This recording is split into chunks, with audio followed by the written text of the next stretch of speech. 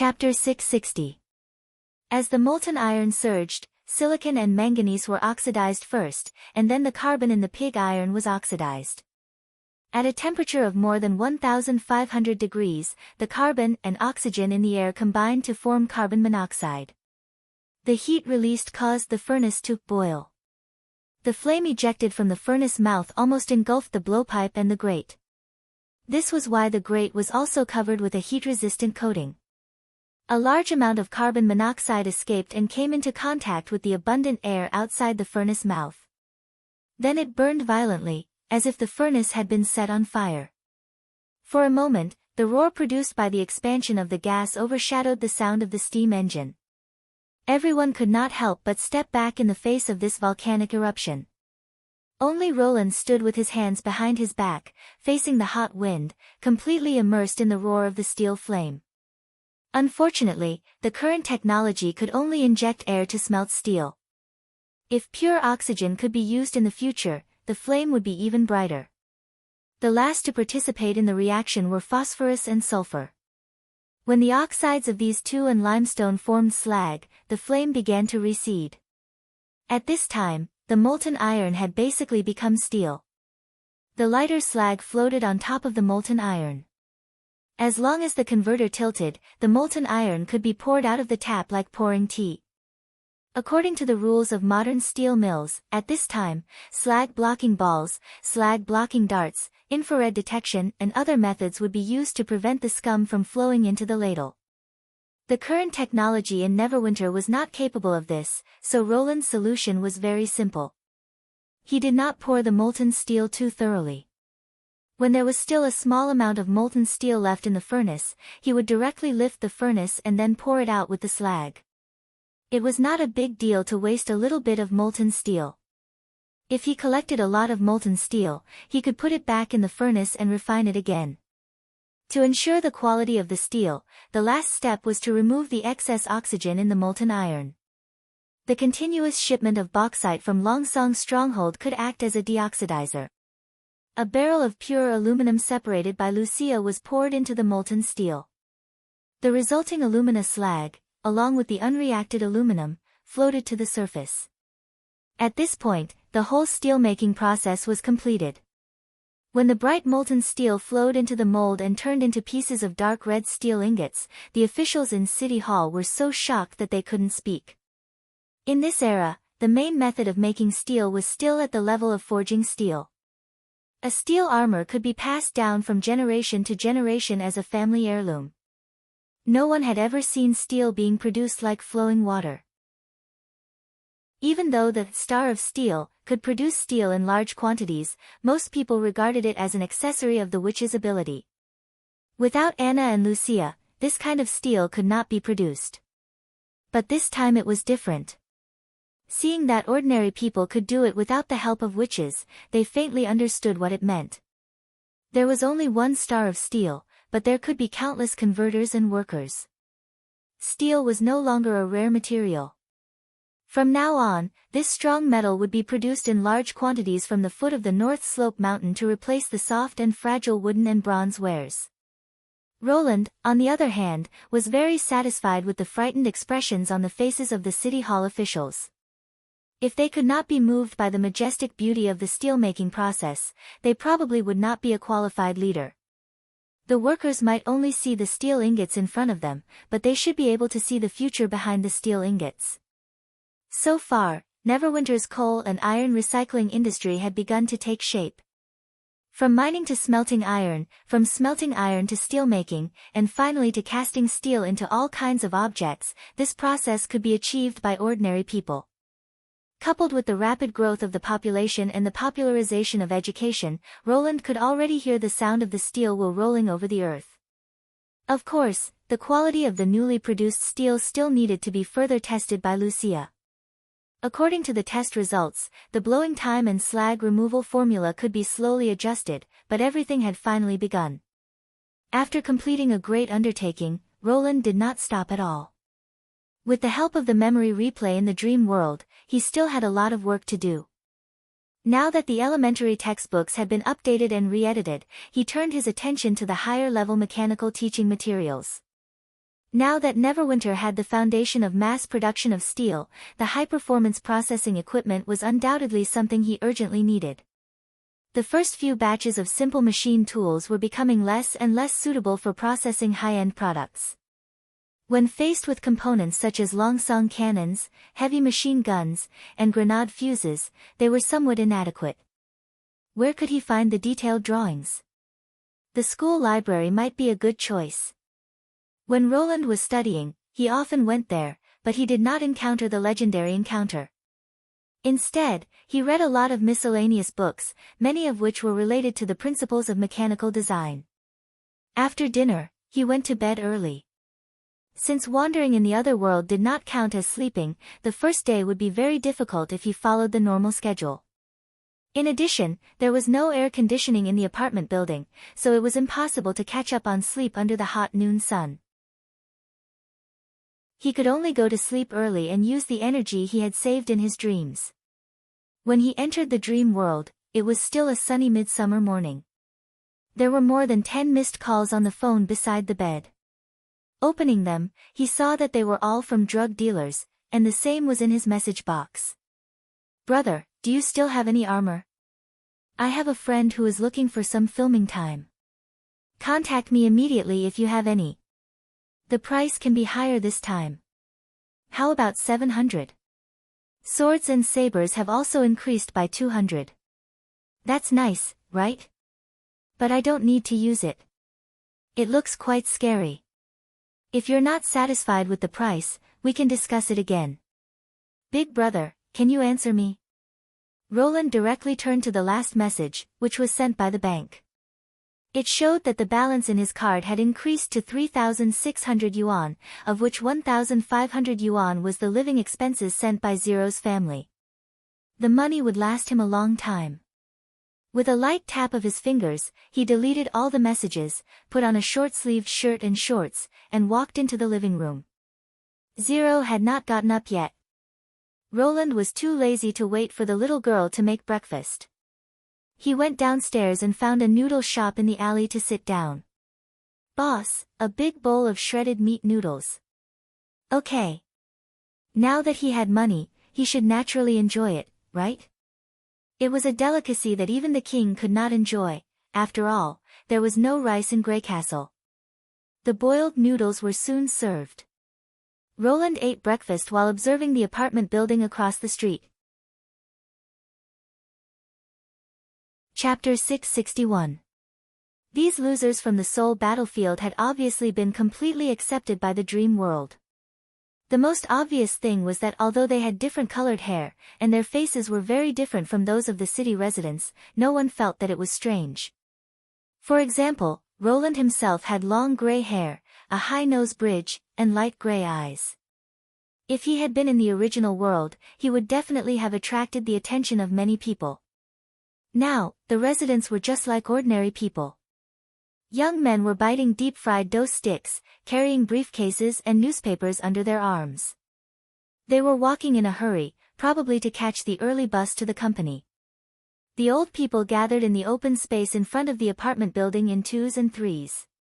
Some were waving their limbs and doing leisurely morning exercises, while others set up a chess stand and played a game of chess with their friends. In addition to the undulating chirping of cicadas, the cries of babies, the shouts of hawkers, and the sound of people reading in the corridor also gradually merged with the morning breeze, mixing with the noise of the city from all directions, forming a unique symphony that belonged to the era of the tube-shaped apartment. This scene, which was full of life, made Roland feel particularly nostalgic. Just then, a woman ran along the alley. The chopsticks in Roland's hand trembled subconsciously. It was Garcia Wimbledon. She was wearing a light sportswear, revealing her snow-white thighs. Her gray hair was tied up on top of her head, and there was a towel hanging around her neck. Sweat soaked her collar, and fine beads of sweat could also be seen on her arms. Apparently, she had been running for a long time.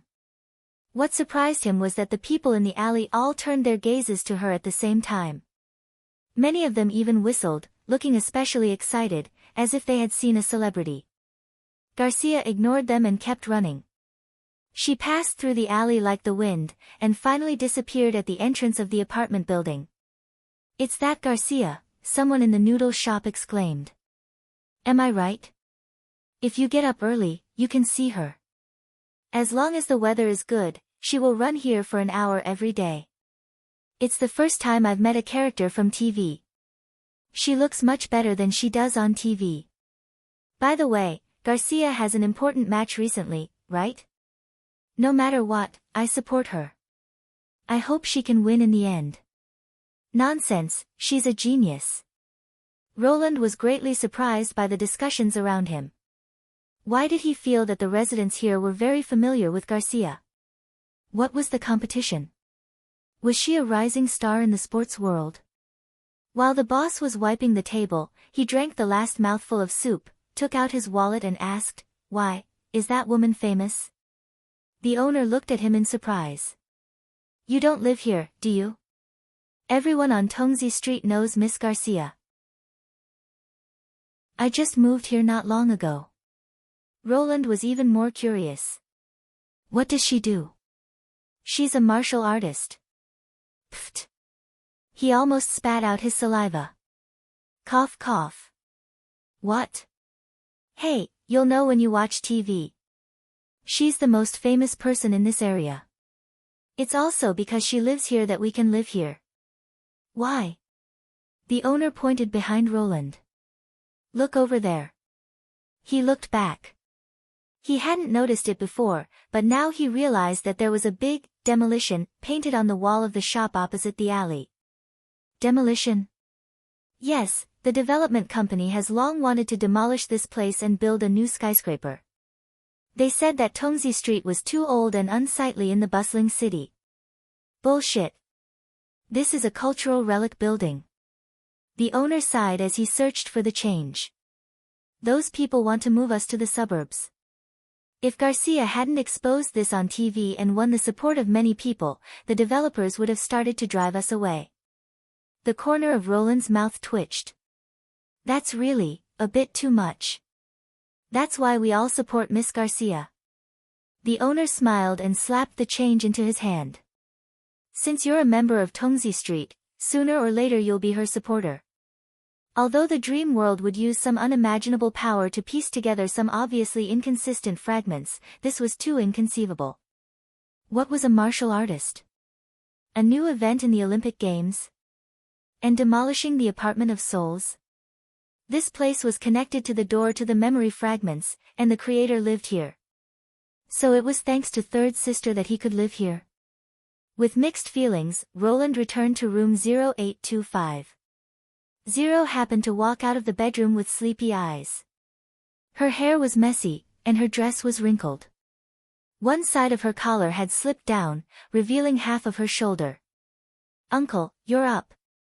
I'll go make breakfast now." "There's no need. I've already eaten. I also brought you something to eat." Roland put the omelets, shumai, and milk on the table and then turned on the TV. The little girl walked down from the table with a puzzled look. "Why are you getting up so early now?" "I said I found a job, so I can't sleep in anymore. Your family sent me living expenses, and the company also gave me my first salary. I don't have to worry about money for the time being. You have to use it sparingly. Who knows how long you can last. Besides, there's still food in the fridge." Having said that, Zero quickly finished the breakfast. "By the way, do you know Garcia?" "Of course. Sister Garcia is a genius." Zero curled her lips and said, "She joined the Combat Association at the age of 20. I heard that she has never lost in the preliminaries. Everyone in the class regards her as their idol, but I think it's boring for them to fight on the stage. Not to mention why Garcia was called a sister and he was called an uncle. According to the little girl, these martial artists had formed an organization." "Are there many martial artists?" "There are only a few." Zero glanced at him. "Uncle, don't even think about it. Not everyone has this talent. Only those who have awakened the force of nature can walk on this path. Moreover, awakening is only the entry requirement. Without perseverance, one will only become a puppet of power and bring a lot of trouble to everyone. Ah. How do you know so much? Our teacher said so.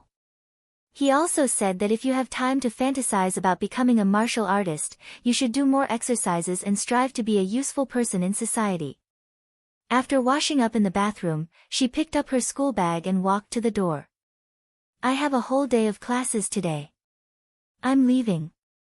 After Zero left, Roland reached out his hand and felt the strange power in his heart. Could this be her so-called force of nature? He was suddenly interested in the dream world. Becoming a puppet of power, why does it sound a bit like a magic bite? In order to accommodate the devourer's memory, what kind of self-consistent rule did it create? According to the original plan, Roland planned to go to the school library. Chapter 662. For the whole day, Roland watched every channel on TV. There were several programs that explained the martial arts competition. Different from traditional fighting, the arena of the martial arts competition was about half the size of a football field, and there were no referees on the field. The fights between the contestants were also much more intense. It was common for them to break the floor, and the sound of their fists was like muffled thunder, as if there were special effects. In terms of viewing value, it was indeed much more exciting than boxing or free combat. Just the punches hitting the flesh, without the number of rounds or intermission, was enough to excite the audience from beginning to end, not to mention that the two of them often spat out blood and were covered in cuts and bruises. Roland could not help but frown. As martial artists, this kind of fight was too hard. Weren't they worried that they would not be able to spend the prize money after winning the game? But what he cared about the most were those who were called martial artists. There was no doubt that their physical qualities were far better than ordinary people, and the force of nature did not only increase strength or speed, but also seemed to have special uses. Most of the commentators outside the arena would give these skills a special name, and they would publicize it as the nickname of the martial artists. For example, the man named Hurricane, who could instantly launch a high-speed series of punches, so his nickname was Storm. To be honest, wasn't this the same as showing one's trump card in front of the opponent? But it was still okay. What surprised Roland more was that he actually saw the demon in the game. It was a typical mad demon. It was tall and had burly arms. It didn't wear a mask or iron gloves, and its fangs and 3 fingers were clearly not human. However, the audience turned a blind eye to it. From the commentator's tone, it seemed that they only regarded it as a foreign martial artist. He finally saw the strangeness and power of the dream world. In order to make the demons that Zero devoured reasonable, the dream world even turned them into a minority race living in this world. What about the hybrid demonic beasts? Roland could not help but think of the image of a dragonkin made full of vitality. It was not until his stomach growled that he found that the sun was gradually setting in the west. Roland could not help but frown. Usually, Zero would have returned by now.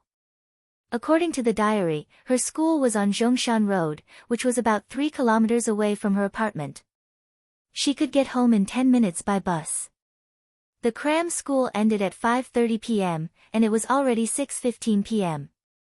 Did something happen at school? Roland thought for a moment and decided to go downstairs to buy something to fill his stomach. After all, it was possible that she was hanging out with her friends.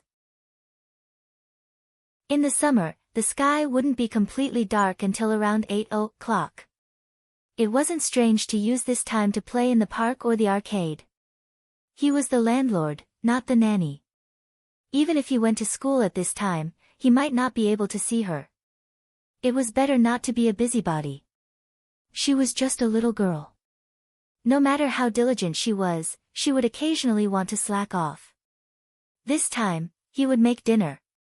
No, he would bring the takeout. At this moment, the image on the television suddenly flashed, and the martial arts competition turned into a news broadcast room. Good evening, ladies and gentlemen. Now, we have some urgent news. The host held a stack of manuscripts and read with a worried look. There was a robbery at knife point on Zhongshan Road. A bus on Route 29 was hijacked. The traffic police have blocked the intersection. Please don't go out for the time being. We will broadcast the progress of the incident as soon as possible. The image on the television soon changed to the scene of the crime. The road was crowded with onlookers. Everyone was scrambling to stand outside the cordon, showing no intention of evacuating. Wait, isn't this the road that Zero usually takes to school? Roland's heart sank. Was she also kidnapped? This was definitely not good news. As an important part of the dream world, he did not know what would happen if a key character like Zero died. This was also the reason why he did not want to delve into Zero's family. According to his past experience in dreams, the brain's subconscious would act shamelessly when it encountered a problem that it could not make up. As a result, he would wake up suddenly and could not remember the content of the dream.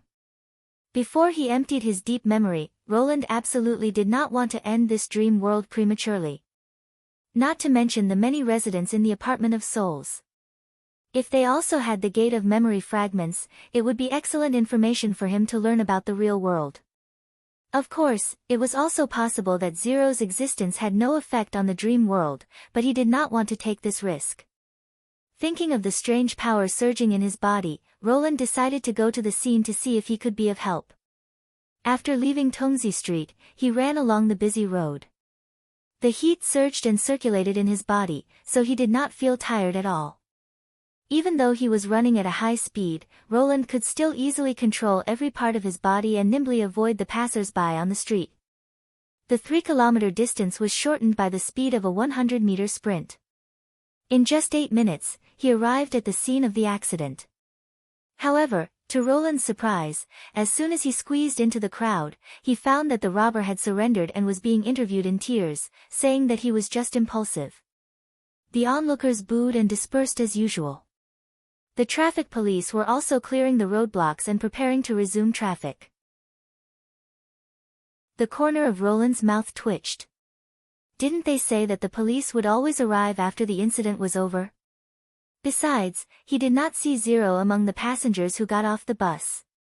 It seemed that this trip was in vain.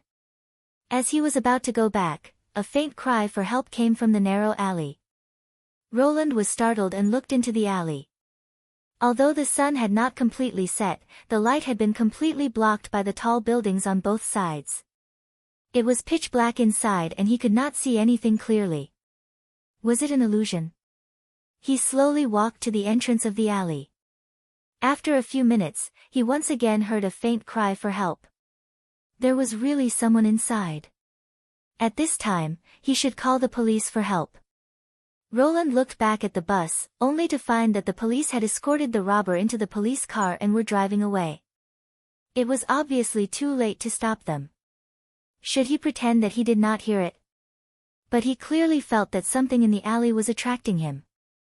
Since he approached this place, the heat in his body suddenly became intense, as if it was clamoring and cheering, as if it was urging him to move forward. Roland tiptoed into the narrow alley. His eyes quickly adapted to the faint light. He saw a man with his back to him, and there was nothing else around him. "Is it you who is calling for help?" he asked with a frown. The man did not answer. Instead, he turned his head 180 degrees. This strange scene caused Roland to suck in a breath of cold air. However, the more surprising thing was yet to come. Chapter 663.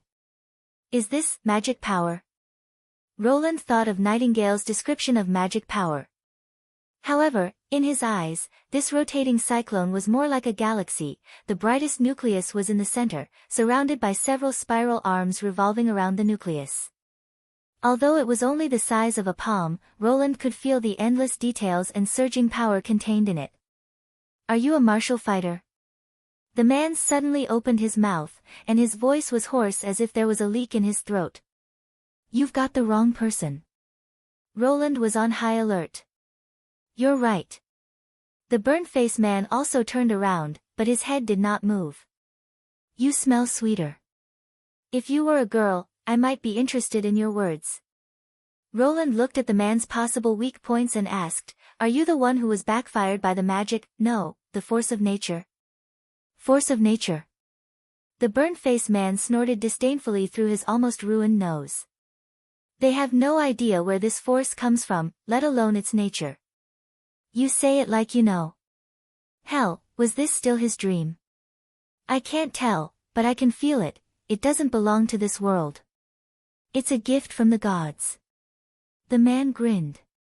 I thought the robbery would attract 1 or 2 martial artists, but I didn't expect that guy to surrender so quickly. Fortunately, it wasn't in vain. It's also good that I lured you here, crack.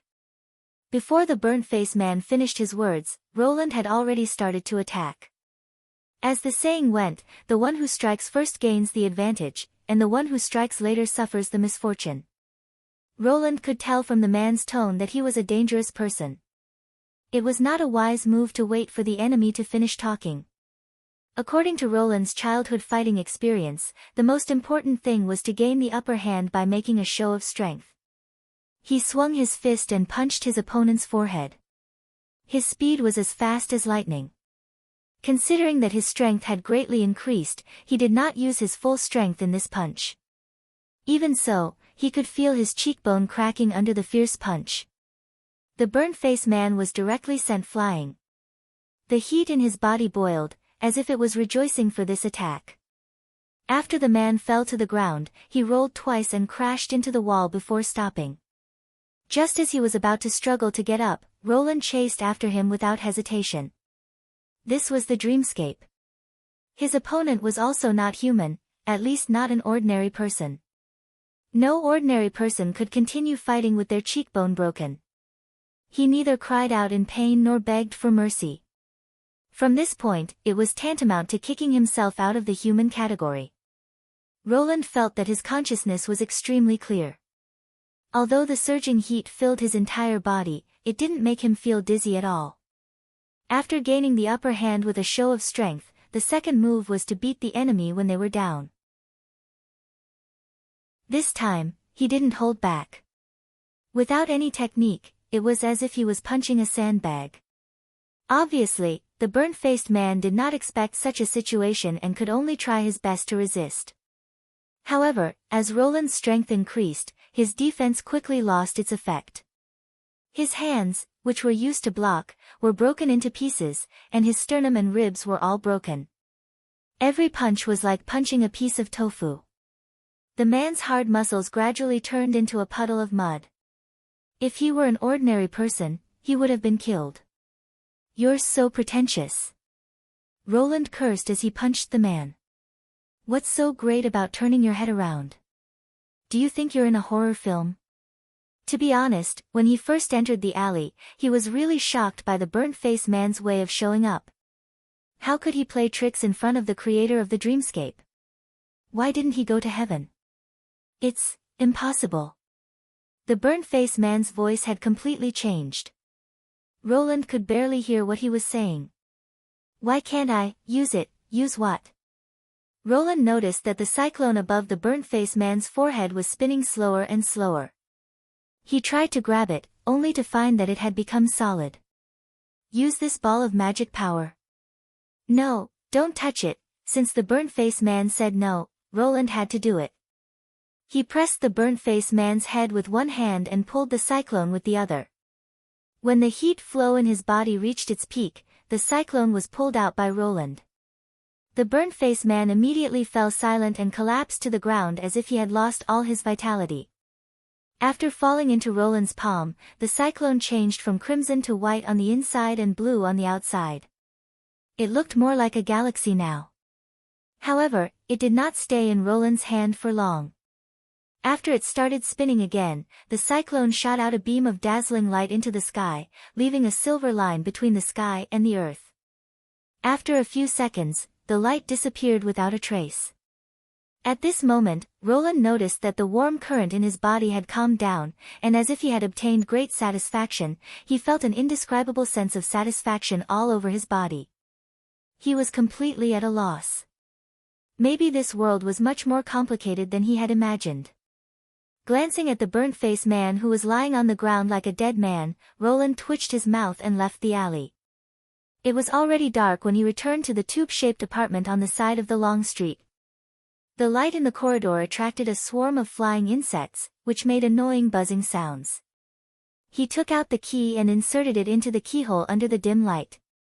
Before he could turn the key, he heard hurried footsteps coming from the other side of the door. The door was opened, and Zero frowned. Her eyes were filled with dissatisfaction, but there was also a trace of anxiety. "Where have you been? Where have you been?" The two asked almost at the same time. "The cram school has an extra class because the teacher will come to check tomorrow.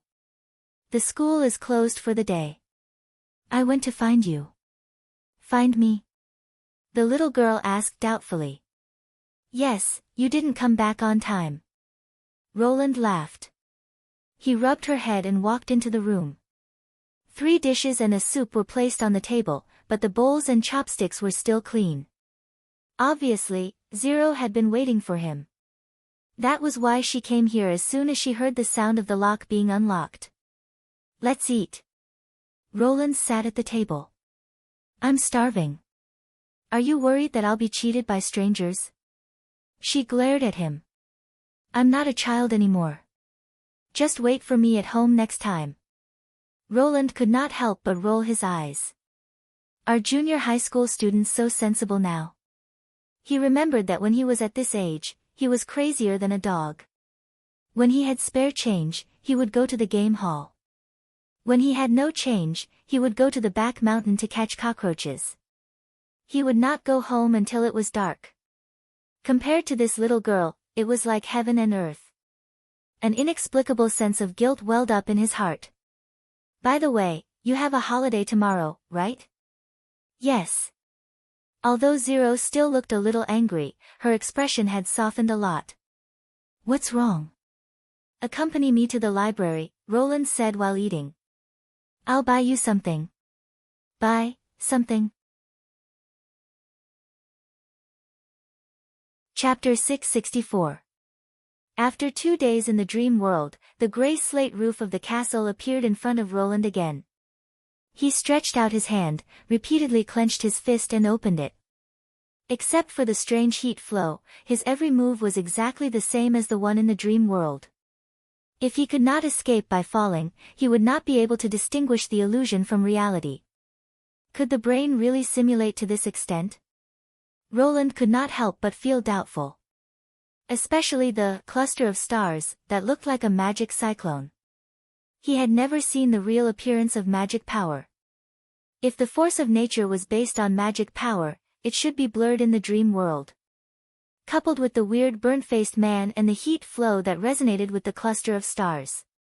He suddenly became uncertain about his previous inference. He felt that his mind could not contain such a complicated and huge dream world. If the dream world was not in the subconscious, where would it be? After racking his brains for a long time, Roland still could not come up with a satisfactory answer. He shook his head and decided to put these things aside for the time being. Since he could not figure it out, he might as well stop thinking about it. It was more important to get down to business. After visiting the library with Zero, he borrowed a lot of useful design materials. Even if he just casually flipped through some of them, he could reproduce all of them. One of the books even included the ratio and properties of some commonly used alloys, which would undoubtedly save a lot of time for Anna and Lucia to test. In this way, he could find a way to manufacture the 3rd-generation machine tools with higher precision. Of course, the first batch of workers would probably have to be personally supervised by him. Roland was particularly excited when he thought that people from all over Grey Castle were continuously gathering in the western region, and those who had already settled down were passing the universal education examination and going to work in batches. This was a process that was constantly accelerating, and he had now made a breakthrough. When he unified Grey Castle next year, Neverwinter might have the opportunity to touch the threshold of the Industrial Age. Once it entered the Industrial Age, there would definitely be earth-shaking changes in this territory. In the afternoon, Carl van Bate, the head of the Ministry of Construction, brought the news of the completion of Route 67. Compared with Kingdom Avenue, the construction of this road was much faster. In addition to the shorter distance, the proficiency of the workers was also a key point. According to the previous promise, this batch of workers trained by the Ministry of Construction had all belonged to the border area. Your Majesty, if you don't have a new road construction plan, I plan to send all of them to the residential construction project, Carr said. Although it will increase their salary, there is a shortage of residential areas in Neverwinter. Roland was also aware of this situation. There was a total of nearly 5,000 construction workers, and half of them were busy building new residential areas. The reason was to accommodate the large number of people that the city hall had roped in from all over. In just 1 year, the original town had at least tripled in size, and this did not include the newly reclaimed farmland south of the Redwater River. The roads will never be finished. He spread out the map of the border region and pointed to the North Slope Mountain. I plan to build a railway from the mine to the docks to carry the coal from the west. Isn't there a road here? Carr suddenly paused. Did you just say, railway? That's right, a railway, or rather, a railway track. Roland nodded and said, it's similar to the railway transportation system in the mine, but it's all made of steel. I see. He thought for a moment and said, but it won't require many people. If it was just to pave a narrow hardened road, it would indeed not require many people. Roland smiled and did not say anything. In fact, he knew that the director of the Ministry of Construction did not understand at all. In his mind, he was not thinking about the simple transportation method that relied on hemp ropes, steam engines, or horses to transport coal. What he wanted was a train. A means of transportation that had brought earth-shaking changes to land transportation since its invention. And this short-distance railway was an experiment. The principle of the steam train was not complicated, but the railway system was huge. Roland did not know how many years of experiments and improvements had been made from the invention to the practical application of the train and its supporting equipment, but he was sure it was a long process. Fortunately, these things could be found in the dream world. As the symbol of industry, he had been deeply fascinated by these huge machines. No matter how heavy they were, they always spouted white mist and steadily traveled between the jungle and the mountains. The pitch-black connecting rods drove the wheels to rotate, making rhythmic clanging sounds and shortening the vast land to an acceptable range. Later, no matter how the power changed, its essence remained the same. Of course, it was not enough to have hardware facilities. The train needed a large number of railway workers to drive it, which was undoubtedly more complicated than operating a steam engine or a machine tool. According to Roland's plan, the railway connecting the North Slope Mountain and the dock was not only a technical experiment, but also a training base for the first generation of railway workers. Let's use 200 people to pave the roadbed first, Roland said decisively. The route will go in the direction of the misty forest and build it outside the second city wall. Carr looked worried and said, but Your Majesty, your railway will be exposed to demonic beasts.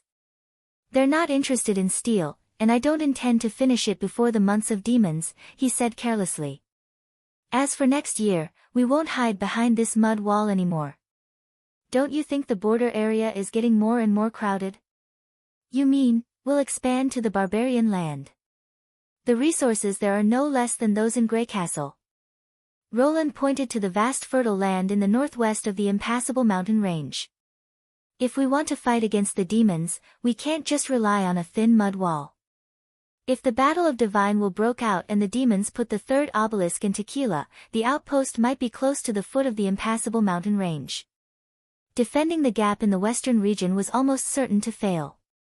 The Witch Cooperation Association could enter the barbarian land by following the mountain path, and they could also sneak into the hinterland of Greycastle in the same way. Even if they did not take the mountain path, it would be difficult for a group of flying devil beasts to circle around the mountain and come to the back every day.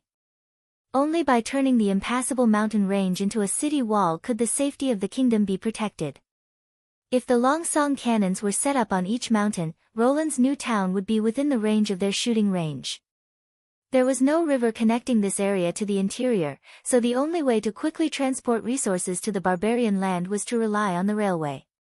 The planning of the future defensive line is a big project, but I believe you can do it. Incorporating the impassable mountain range into the kingdom's territory sounded like a dream to any stonemason. If they could build such a city, they would definitely leave their name in history. Chapter 665. In addition, I plan to build a landmark in Neverwinter, Roland continued. A landmark? Carr quickly recovered from his excitement and asked, do you mean an eye-catching building like a monument or a clock tower? You can also call it a spectacle. Roland nodded and then shook his head and said, but I'm not going to build a useless landmark. After the war with the church, the First Army suffered the heaviest loss. Although Iron Axe reported that the morale of the army was not affected, the families were inevitably saddened by the casualties. In order to strengthen the confidence of his subjects, especially those from foreign lands, Roland thought of a spectacle that could make people gasp in amazement. Of course, some of the spectacles in history were built to satisfy the selfish desires of the rulers and did not benefit the builders. Even if it could show the strength of the country, Roland would not do it. I plan to build a residential building on the south bank of the Redwater River, behind the industrial park. Carr did not speak. He obviously realized that the building would not be ordinary. Roland was very satisfied with Roland's calmness and said, it will have about 15 floors. According to the calculation of 3.5 meters per floor, the height of the building will be over 50 meters. In other words, it will be close to the height of 4 city walls of the old King's City. That's the most magnificent project you've ever been involved in, right? Roland gasped and said, Your Majesty, it can be regarded as a Tower of Babel. Not really. It's just an ordinary high-rise building. Roland smiled and said, but in this era, it's not excessive to regard it as a landmark. The height of 15 floors meant that it would be much higher than the castle. As long as one entered the territory of Neverwinter, he could see the high-rise building at a glance. It could not only symbolize the strength of Neverwinter but also make up for the current housing shortage. After all, the floor area ratio of high-rise houses was much higher than that of bungalows, which was why there were more and more skyscrapers in later generations. Can a house really be built so high? Carr looked a little doubtful. For concrete, this is far from the limit. Roland thought for a moment and said, I'll guide you to finish it. Although different professions were worlds apart, mechanics and structural principles were still universal. Before coming up with this idea, he had considered many aspects. The height might seem amazing, but it was not. For example, the Great Pyramid of Giza, which was built more than 2,000 years before Christ, was more than 140 meters tall, and it was built purely of stone. China also had wooden pagodas that were more than 130 meters tall. As long as the support was thick enough, the height was not a problem. In the later generations, in order to save materials, the volume of the wall columns would be reduced as much as possible under the conditions of stability. Currently, Neverwinter had a surplus of cement production, so it was a good choice to use it to build a concrete tower. In addition, if the tower was designed with multiple podiums, although it would take up some extra land, it would greatly enhance the stability of the structure and reduce the construction difficulty. As the saying goes, if the structure is unstable, add more columns. If the level is not high enough, add steel bars. As long as the foundation is solid enough, it will be difficult for it to collapse. The last difficulty was the pouring of the concrete. Roland had already thought about this, which was to let Maggie carry the hummingbird into the air, and the hummingbird carry the iron cans to pour the concrete from the air. The efficiency was not much lower than that of the pump truck. Carr had the experience of building the Witch Building before. It was also a concrete structure, but this time, the scale was just a little larger. And when the time came, the bamboo and iron wires would be replaced with real steel bars. With the technical support of the Witch Union, he was full of confidence. Time's up. Put down your pens, Scroll said, knocking on the table. Phew. Evelyn breathed a long sigh of relief. In this way, the second semester in Border Town, in Neverwinter was over. In this year, she had finally caught up with everyone's progress and participated in the final exam together. She put away the charcoal and looked around. Anna was still not present. According to Sister Vendi, she had reached a mysterious realm. Ordinary people who saw the books she read would only feel dizzy and drowsy, as if the magic of the whole body had been exhausted. Candle was also looking at her. When their eyes met, she gave her a thumbs up. It seemed that she had done a good job. Nightingale, who was sitting in the last row, still looked sad. Since there was no reading and writing test, her grades had plummeted, which made Evelyn quite puzzled. As far as she knew, Nightingale came from a noble background and received education earlier than most people, so she should not be so hard on her studies. After thinking about it, she could only think that it was because Nightingale's ability was too important. She was busy all day dealing with things for His Majesty, which delayed her studies. After all, Nightingale was a combat witch who could stand shoulder to shoulder with Lady Ashes. If she was on Sleeping Island, she would be an existence that Evelyn could only look up to.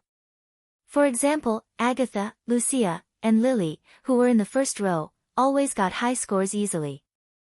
Learning seemed to be an innate ability for them, especially Miss Agatha, who now had a tendency to get close to Anna and Tilly. In addition, she was also a combat witch, which made Evelyn very envious. Judging from the expressions of the few at the end, it could be guessed that Honey, Hummingbird, and Echo would be the ones who would take on the role. Of course, this did not include Paper and Summer, who had just joined the alliance. They still had not caught up with the progress and could only be taught by Teacher Scroll for the time being. But what excited Evelyn the most was Maggie. Looking at the dumbfounded little girl, she could not help but want to laugh. There were no multiple-choice questions in this exam. Since the results of the last final exam came out, Evelyn had been brooding over it. She thought that the goal she had set was very realistic, but she did not expect that she would still lose to Maggie by 1 point. For this reason, she even looked for Scroll to see if she had calculated the score incorrectly, only to find that Maggie's multiple-choice questions had an amazingly high accuracy rate, and she had lost indisputably. In the following year, Evelyn spent most of her free time studying. Her ability was very fast. She usually only needed to go to the winery 2 or 3 times a week, and each time, she would be able to release all her magic power in less than a quarter of an hour. Even after she opened a bar, it did not take too much time. She had never played with the 3-card players, and when she was in her free time, she would always open the exercise book to consolidate what she had learned in the evening. Even when it came to collecting her favorite perfume, Evelyn had restrained herself quite a bit. Only when a new scent of perfume was placed on the shelves would Evelyn invite Candle to stroll around the convenience market, all for the sake of achieving the goal she had set for herself.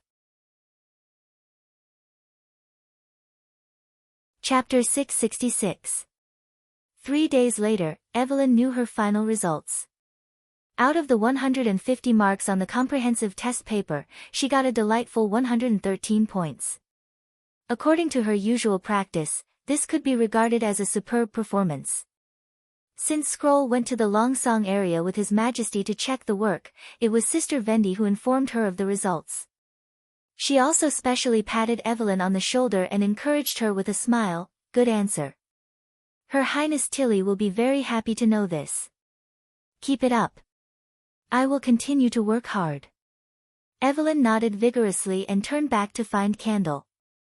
How many points did you get? 91 points, I finally passed, Candle said with a smile. Looking at your happy expression, you must have done very well, right? Yes. She couldn't help but raise the corner of her mouth. 113. Really? This score is probably close to that of Lucia and the others.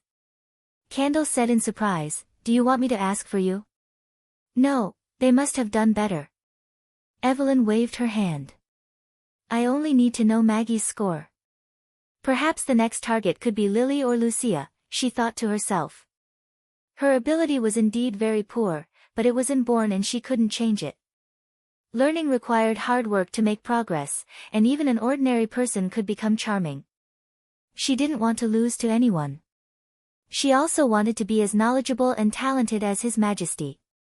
After class, Evelyn found Maggie, but the other's answer made her unable to believe her ears. Coo. I got 117 points coo. How could this be? She was stunned and didn't come back to her senses until a long time after Maggie left. How is this possible? Did Scroll calculate her results wrongly? For a moment, Evelyn thought she heard her own voice. She blinked her eyes and found that the one who spoke was Mystery Moon, who happened to hear it and was also puzzled. What's impossible? Lily rolled her eyes at her. Don't doubt others just because you did poorly, okay? But I was sitting right in front of her, Mystery Moon argued. When I collected the papers, I saw that she had drawn honey jerky on a large blank space. Are you sure? Lily frowned. I guarantee it with my electromagnetic power. That's not convincing at all. She shrugged and turned to leave, but Mystery Moon pulled her back. Wait, I'm telling the truth. Why don't we investigate it? Not interested. Lily curled her lips. If you really find it strange, you can ask Scroll when she comes back. If that's the case, then there's no point in exploring. Mystery Moon looked as if she was eager to see the world in chaos. Evelyn, let us help you find out the truth. Don't count me in. What happened? Candlelight also came up to them. Evelyn hesitated for a moment before she confessed her confusion. Well, if you want to investigate, how should I do it? Candle touched Evelyn's head. Teacher Scroll will probably be gone for several days, right? Now that His Majesty and Nightingale are not here, I won't let you sneak into the office. Lily glared at Mystery Moon. Don't think I don't know what you want to do. Steal the papers? I'm not that stupid. Mystery Moon wagged her finger. I just need to find the place where Scroll reads the papers. You mean? Candle's eyes lit up. Just ask Summer, she said, smirking. Evelyn immediately understood Mystery Moon's plan. If Summer played back the illusion of Scroll grading Maggie, they could indeed find the answer to the question. But Teacher Scroll usually reads the papers in City Hall. Isn't it inappropriate for us to go there? What's wrong with that? Everyone in Neverwinter can come and go freely. Of course, we can also go there, Mystery Moon shouted. It's not His Majesty's office, so someone doesn't have to worry about it. I have to remind you, Lily was unmoved. Ordinary people can only enter the lobby of City Hall. The office of the Ministry of Education is on the second floor. Do you think those officials will let us go there at will? This. Mystery Moon was suddenly at a loss for words. If it doesn't work, then forget it. Evelyn wanted to retreat. She didn't want to cause trouble for everyone. I'll wait a few more days. No, I have a way that might solve it. Candle touched her chin and said. Candle's method was very simple. She just wanted to bring Nana along. According to her, since she had already called Summer, it didn't matter if she brought one more. And it turned out that this method was indeed effective. Evelyn was stunned by Nana Pine's popularity. The next day, as soon as she entered the City Hall, she was warmly greeted by everyone and no one stopped her from going anywhere. Perhaps because the image of the little angel was too deeply rooted in people's hearts, or because her father was a noble personally rewarded by His Majesty, she was quite famous in the border area. In short, they entered the office of the Ministry of Education effortlessly. The room was empty. Few teachers would come here unless there was a meeting. We're in. Mystery Moon said excitedly, hurry up and start backtracking. Is this really okay? Summer said a little uneasily, this is a place that only officials can come. Officials are not rare. Hummingbird is the Deputy Minister of the Ministry of Construction. Mystery Moon patted her chest. Don't worry. As long as we don't tell anyone, Scroll definitely won't mind us coming to her office. If the truth is that you're lying, I promise I'll tell Scroll. Lily snorted coldly. Didn't you say you wouldn't come? Ahem. I'm here to keep an eye on you to prevent you from making a big mistake, understand? Looking at the two arguing, Evelyn suddenly felt that her decision might have been a mistake. In the end, it was Candle who persuaded Summer. When the illusion appeared in the office, everyone held their breath. It was obvious that Scroll's marking time was between the end of the exam and the day she went to Longsong Academy. She quickly found the scene with the help of the fast playback. Everyone squeezed behind Scroll at the same time. As long as the time was not too long, Summer could maintain the illusion for half an hour. After a while, Evelyn saw Maggie's paper. "See, I didn't lie," Mystery Moon shouted. Lily could not help but frown. There was indeed a large blank space on the paper. Except for the relatively easy fill-in-the-blank questions and question-and-answer questions, there was almost no word written on the latter part of the paper that involved calculation. Moreover, there were pictures of barbecued meat under some of the questions. Even Scroll could not help but shake her head. Obviously, this answer paper could not have scored 117 points. Chapter 667. Scroll quickly scanned through the entire test paper, and then wrote down the total score of the 3 subjects at the head of the paper, 17 points. It was a full 100 points lower than the final result. Well, it seems that the problem lies with Maggie. Nana tilted her head. Hey, is that the result? Mystery Moon was greatly disappointed. Isn't it Scroll who deliberately protected Maggie and used the condition of getting a high score in exchange for honey barbecue? Ouch. Lily slapped the back of her head. Shut up. Do you want to continue reading? Summer asked timidly. Let's leave here as soon as possible. It would be terrible if we were discovered. Wait a little longer, Candle said in a low voice. Maybe there was something wrong when copying. No, I already know the result. That's enough. Evelyn shook her head. If it was written in the original way, it was indeed possible to confuse the tightly arranged numbers. However, in the universal education implemented by His Majesty, the numbers had been replaced with simple and easy-to-remember characters, so the probability of making a mistake was too small. I think Maggie flew in from the window. The jerky, stop. Mystery Moon covered her head. Don't do it. I won't say anything. Scroll checked all the test papers and began to copy the scores until everyone's scores were gathered on a table. The score in Maggie's column was still 17 points. It seems that it's really not Teacher Scroll's problem, Candle sighed softly. Can we go now? Summer said anxiously. Evelyn was about to answer when Scroll suddenly stood up and looked in the direction of the door. The 6 people immediately followed her gaze and then noticed that the door had been opened and a City Hall apprentice appeared in front of the office. What are they talking about? Mystery Moon asked. The illusion had no voice, so everyone could only judge their conversation by the movement of their lips. It seems that Lady Scroll, His Excellency Barev, is looking for you. Then Scroll nodded and followed the apprentice out of the office. At the moment when the door was closed, perhaps because of the airflow, a cold wind suddenly rolled up in the room, blowing up all the test papers and scattering them messily on the floor. Ah, the window. Lily was startled. Evelyn also saw it.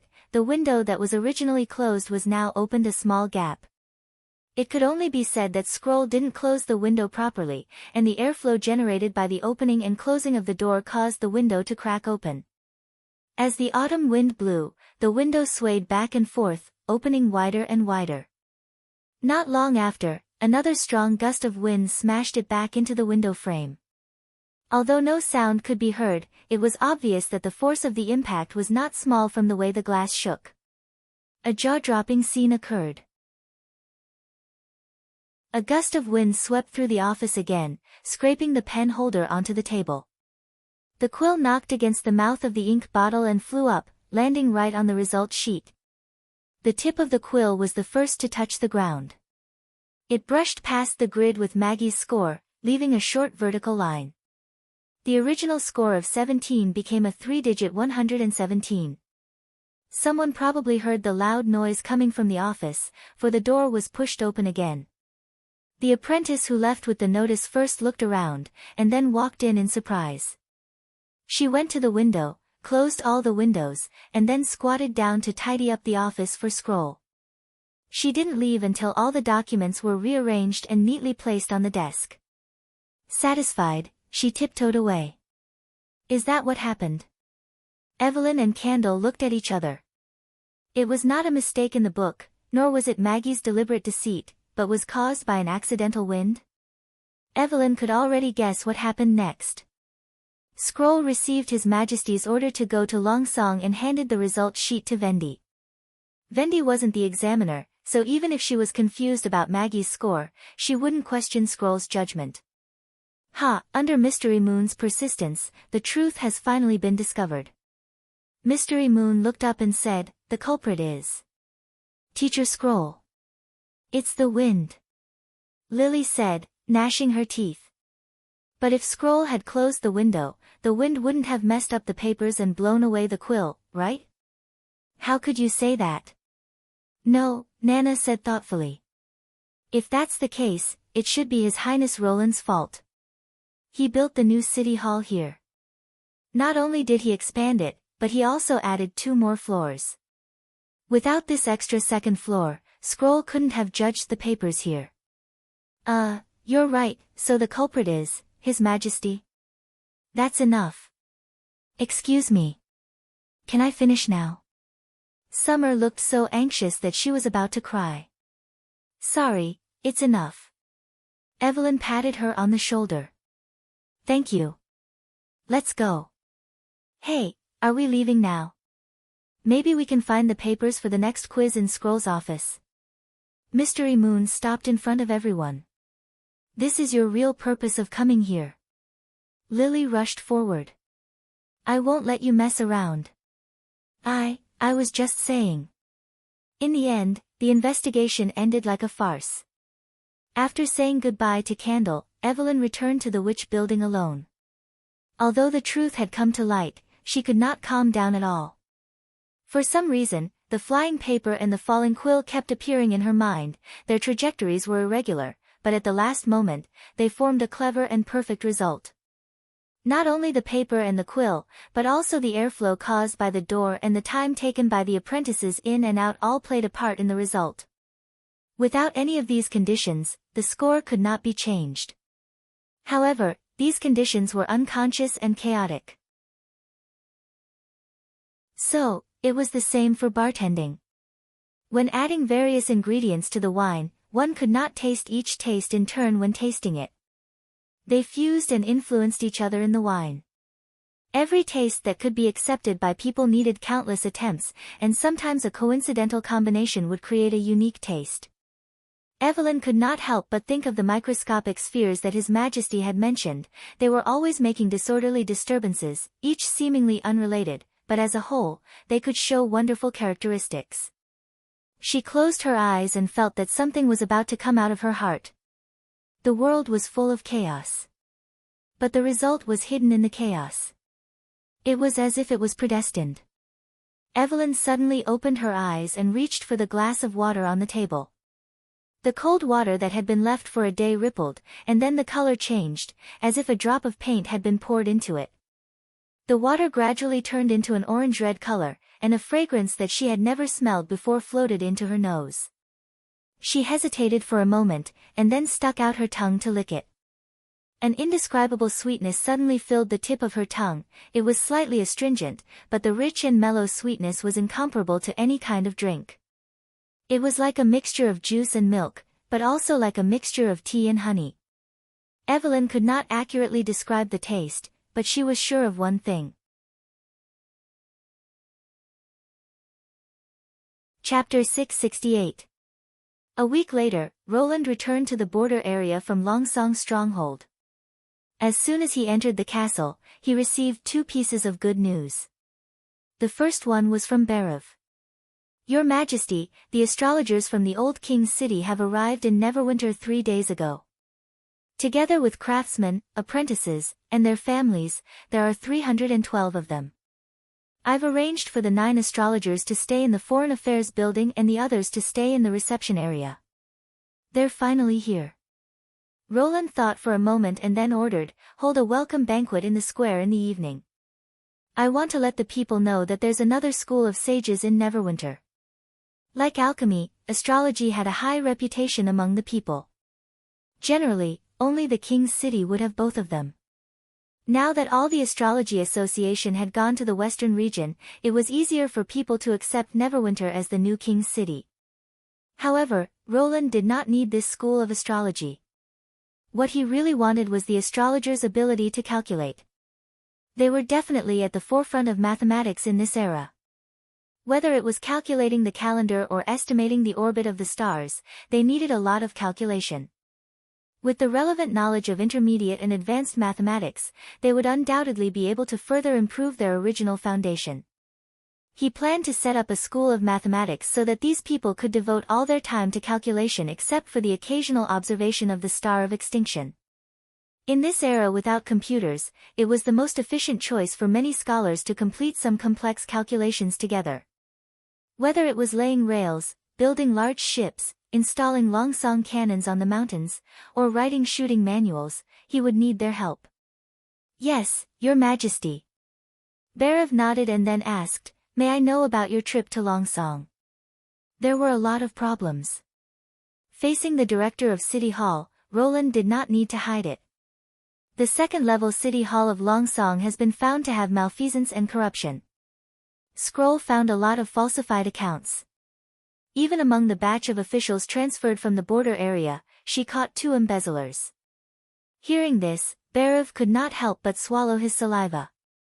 Are they my disciples? Roland was amused by the other party's cautious look. He shook his head helplessly. Even if they are your disciples, I won't blame you. Don't worry. Your Majesty is wise, said Berev hastily. Then are they the subjects of the old town? Yes, the second batch of graduates passed the examination and entered the city hall. Then they were transferred to the Longsong area along with the whole team. Roland sighed. It's been less than a year since then. At present, City Hall had trained a group of semi-leaders. One of them was the Longsong district, which was almost completely copied from Border Town. With the addition of the local honeysuckle Perot, the elk wren, and some minor nobles, the Longsong district had everything, except for the slightly smaller number of people. The other half was the batch that went to Fallen Dragon Bounty. Besides assisting Countess Spear to maintain the political situation, their secondary task was to try to establish the framework of a secondary city hall. As the Northern Region scholars brought back by Edith Comte participated in the administrative study of the city hall, Roland might be able to find another half in a short period of time. He had already reserved this group of people for the southernmost region. The most scarce talent was undoubtedly the local officials who could carry out his edict. Without them as the foundation, even if Roland conquered the entire Grey Castle, he would not be able to quickly centralize the kingdom's resources. The local government was an important part of the centralization of power. He could use the witches to quickly advance the level of science and technology, but he could not create a large number of middle-level and grassroots officials out of thin air. Those feudal nobles would never obey his orders obediently. In the eyes of the feudalists, the only important thing was the land they occupied. Therefore, every person with administrative experience was a rare treasure. Now that he had lost several people, Roland naturally felt a little depressed. Although the corruption of the organization was inevitable, he thought it could at least last for more than a decade. He did not expect such a problem to occur in just 1 year. And the 2 greedy people were both civilians, which in a way proved that once they had power, they might be more likely to lose their way than the nobles. Those who violated the law, they were punished severely. Roland spread out his hands and said, to set an example for others. This should be able to last for a few more years. With the ability of Nightingale and Scroll, it was not a problem to temporarily maintain the integrity of the organization. But he also knew that this could not continue, otherwise the witches would be easily pushed to the teeth of the storm again, and the next enemy would come from within. Tomorrow, gather all the people in the city hall in the castle hall. I will personally hold a short meeting with them to talk about the importance of discipline and responsibility. Of course, there would also be rewards and punishments. In the face of the high pressure and broad prospects of the battle of divine will, they should know how to choose. Yes, Your Majesty. Berev bowed. Looking at the back of the old director, Roland was satisfied and took a sip of tea. He knew the purpose of Berev's loyalty, to pursue power while enjoying the satisfaction of power itself, and at the same time, to better use power. Berev was undoubtedly a person who was very suitable for the new political system. Perhaps in the future, in the city hall, only he could compete with Edith. The second piece of good news came from Vendi. Evelyn's ability has evolved. Roland was slightly surprised when he heard the news. In his impression, Evelyn's various magic indicators were very balanced and did not seem outstanding. He did not expect that she would become the first witch on Sleeping Island to evolve, which was really a surprise to him. Yes.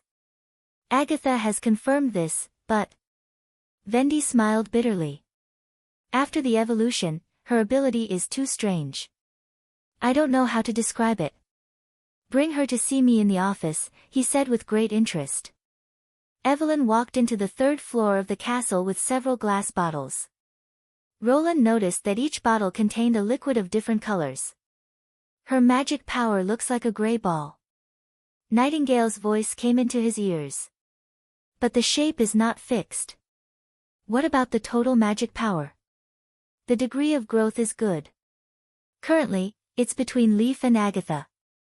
Roland nodded and looked at Evelyn. What's in it? The drinks I created with my ability these days. Her tone seemed a little depressed. They taste different, and I can't control the final result. The only thing in common is that they can all be drunk. Drinks? Roland's curiosity could not be suppressed.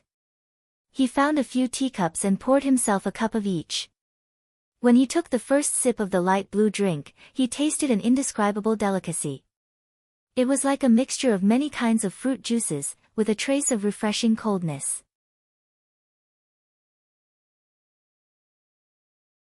Chapter 669.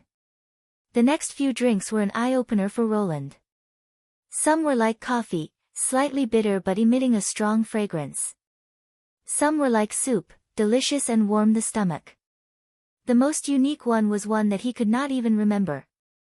If he had to name it, he could only make up a word to name it: Fire Dragon Wine. It was not the wine made from dragon fruit, but the dragon flame in his imagination. When it entered the mouth, there was a burning sensation, as if lava had rushed into the mouth. Then there was a scorching smell, as if his tongue had been roasted.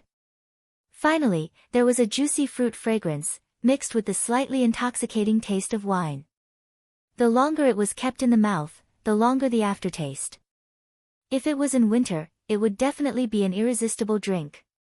Probably seeing Roland's intoxicated expression, Nightingale could not help but show herself, licking her lips and asking, "Your Majesty, is it really that good? Try it and you'll know." Roland handed the cup to her. Soon, Nightingale hummed with satisfaction, and her eyes narrowed into slits. "I've tasted it." Vendi showed a sympathetic expression. "Its taste is really irresistible." After drinking all the Fire Dragon wine, Roland burped unwillingly. "Is there any more of this drink?" Evelyn shook her head. "I can't repeat the result last time. The new ability is completely irregular." "Can't repeat it?" Roland was a little startled. After Vendi explained the test in detail, he finally understood why she was distressed. This ability could turn water, wine or other liquids into drinks, but it could not control which kind of drink it was. In other words, the finished product was different every time. It consumed much more magic power than the conversion of alcohol. It could only be used once a day, and the amount it could convert was quite limited, almost equal to the capacity of a wine barrel. Roland had seen the round wooden barrels in taverns, which could store about 1 cubic meter of wine. So far, Evelyn had used the new ability 5 times, and got 5 different drinks with different flavors. At the thought of not knowing when he could drink the Fire Dragon wine again, or maybe never again, Roland felt full of regret. This was probably the reason why Evelyn was disappointed. For witches, the High Awakening could be regarded as a new life, and even had the opportunity to jump from a non-combat witch to a combat witch. Although he repeatedly stressed that every witch's ability had great potential, Evelyn, who came from Sleeping Island, still could not completely change her mind. Roland knew that she had always thought that her brewing skills were terrible. Now that she had finally evolved, her new ability didn't change fundamentally. She just changed from wine to more drinks, and she couldn't even control the result.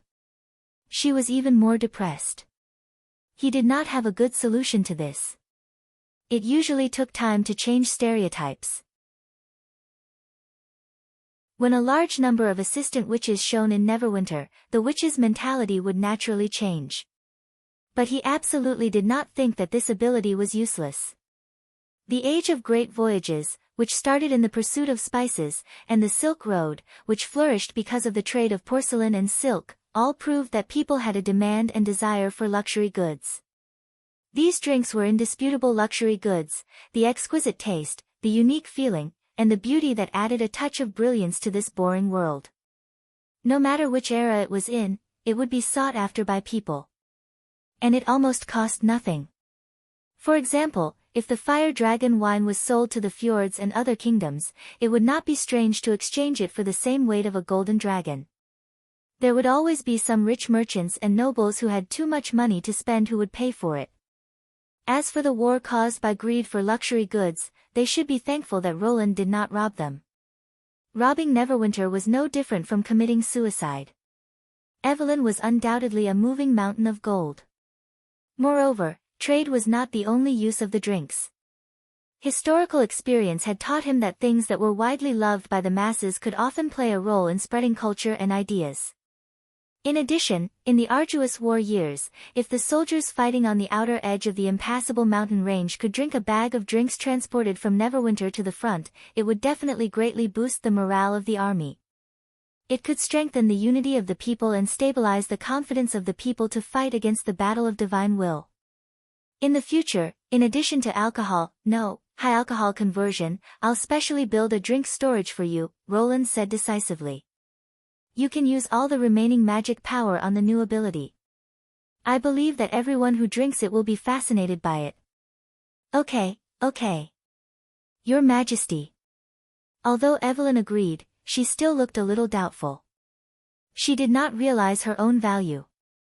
But Roland did not say what he thought in his heart. He knew that as long as he continued to do it, Evelyn would see the changes brought about by her chaotic power sooner or later. As for their names, let's call them Chaos Drinks, Roland said with a smile. After the welcome banquet in the evening, Astrologer of Dispersion Star walked into the study of His Majesty. He had served 3 Wimbledon kings. Including Roland Wimbledon, Dispersion Star was the 4th king. And Roland was also the king that puzzled him the most. Putting aside the ridiculous and frivolous rumors in the capital, this young ruler always gave him an unfathomable feeling. It was not that he was arrogant, nor was he pretending to be profound. It was as if his way of thinking was beyond the scope of an ordinary person, leaving him at a loss as to what to do. That reply was the best proof of that. Astrologer of Dispersion Star had never seen a king so indifferent to the news of the Star of Extinction. Half of the letter was a greeting and the other half was an invitation for the Astrology Association to move to the Western region. The letter also claimed that there was a better astronomical telescope here, which could fully meet the needs of stargazing.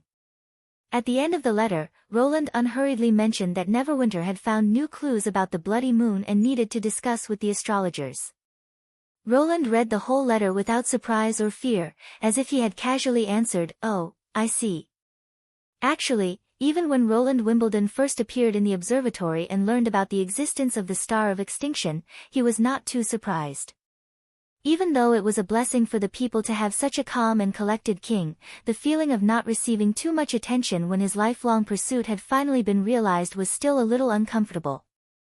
The room was brightly lit. His Majesty was writing something, and the table was covered with thick documents. Dispersion Star had not seen such a scene for a long time. "Good evening, Your Majesty." He bowed with a slight sense of relief. "The Astrology Association sends its greetings to you."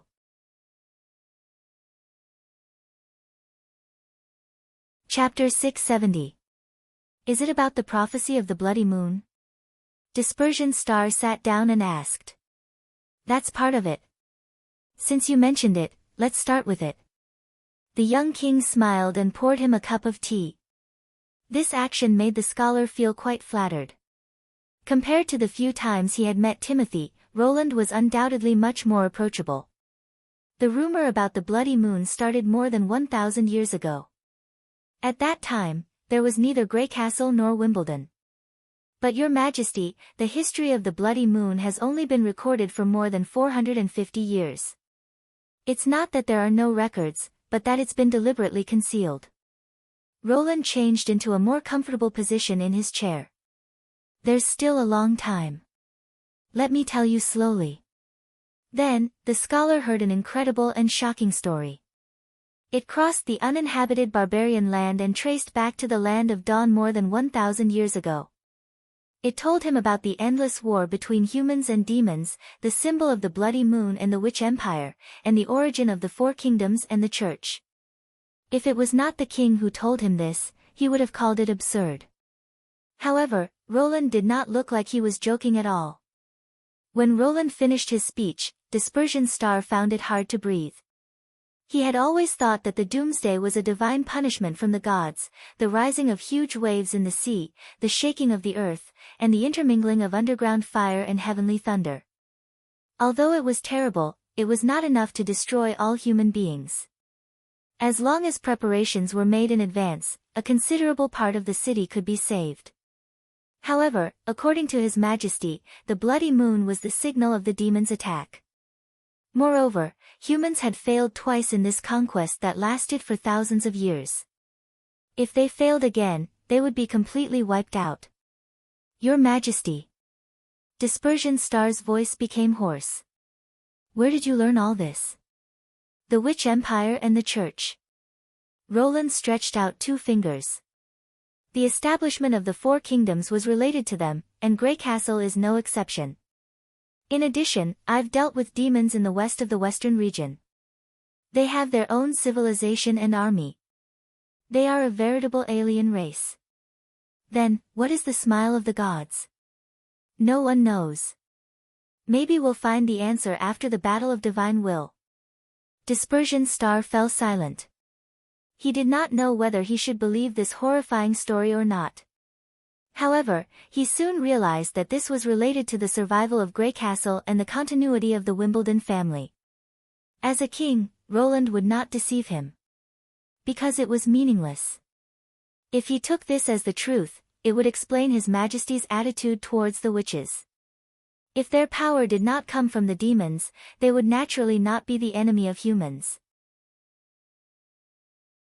From the looks of it, the rumors circulating in the old king's city about the innocence of witches was only a small part of the truth that had surfaced.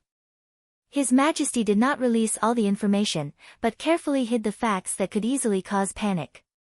This was undoubtedly the right and wise decision. He still could not understand how the bloody moon in the sky had anything to do with the gate of hell. Your Majesty, what can I do for you? Dispersion Star vaguely realized that the reason why the king asked the Astrology Association to move to the western region several times was probably not for astrology. He knew more about the Star of Extinction than the astrologers. If he did not tell Dispersion Star this secret, he would never be able to imagine what had happened 1,000 years ago. This is the second question I want to talk to you about. It's even more important than the first one. Roland smiled and handed him a book. Take a look at this first. Dispersion Star took the book and found that the title on the cover was a row of words that he had never seen before. Analytic Geometry. It was hard to pronounce, and the pigment used for the title was blue. Such a smooth and delicate indigo was not cheap. Just flip through it. It doesn't matter if you don't understand it. There are still many things you need to learn in the future. Dispersion Star did not want to read at night. Although there were no candles in His Majesty's room and the light source above his head was very stable, it was still not as bright as during the day. Stargazers needed to protect their eyes the most. However, since Roland was the king, it was not appropriate for him to refuse. Therefore, he pretended to skim through the book and read it carefully the next day. However, after flipping to the first page and glancing at the preface, he forgot his original idea. Describing the trajectory of an object with an arithmetic formula. As long as you know the key parameters, you can calculate the whole trajectory. Next was a row of horizontal and vertical intersecting lines. Each intersecting pattern had a simple figure drawn on it. Some were a straight line, some were a curve, some were an ellipse, and some were a multi-segment curve. They did not look strange at first glance, but Dispersion Star's eyes were attracted by the arithmetic formula on one side of the figure. It should be an arithmetic formula. Dispersion Star thought to himself. It had a plus sign and an equal sign, which began and ended with the same symbol. Although he could not understand it, he felt it was inexplicably wonderful. This sense of harmony seemed to be innate, and each symbol had its own unique charm. For example, a straight line and an ellipse could not be regarded as a kind of trajectory, but there was not much difference in their arithmetic formulas. Suddenly, an irrepressible thought arose in his mind. Could it be that all the figures in the world can be represented by an arithmetic formula? Excited, the scholar could not wait to turn to the second page. When Dispersion Star closed the book, he found that his neck was sore and numb. Obviously, he had been reading for more than an hour. His Majesty did not disturb him, but continued to write the manuscript at hand with a very serious look. Sorry, Your Majesty, I finished reading. Roland looked up and smiled. There are many parts that you can't understand, right? Yes, the symbols and expressions on it are not the ones taught in the palace. 9 out of 10 palace mentors came from the Astrology Association, but what His Majesty had written was completely beyond his imagination. It's very interesting, but I really can't figure out the mutual changes of the calculation formulas, Roland said. Because you haven't touched the equations, you have to learn these first if you want to understand the analytical part. The king pulled out a stack of books from the table and handed them to Dispersion Star as if he was performing a magic trick. Some of the titles were blue, some were green, and the names were weird and hard to pronounce. Dispersion Star's hands trembled slightly. Can I take them back and read them? Of course, Roland nodded. In fact, not only you, but I hope that all astrologers and apprentices can learn these contents together. He paused for a moment. The second thing I want to say is this. You don't have to worry too much about the bloody moon. Only by mastering all of them can the Astrology Association play an irreplaceable role in the war against the demons in the future. This part of the book is just an introduction, and there are more profound contents in the later parts. Not only the trajectories, but also the grass and trees, the stars in the sky, and everything you see. What do you think? Are you willing to accept it? I'm willing, Your Majesty. Astrologer of Dispersion Star had long since forgotten about the Star of Extinction and agreed without hesitation. He seemed to see the scene of thousands of stars moving according to his handwriting. The young king also revealed a smile. That smile was a little strange. For some reason, it reminded him of a hunter watching his prey fall into a trap.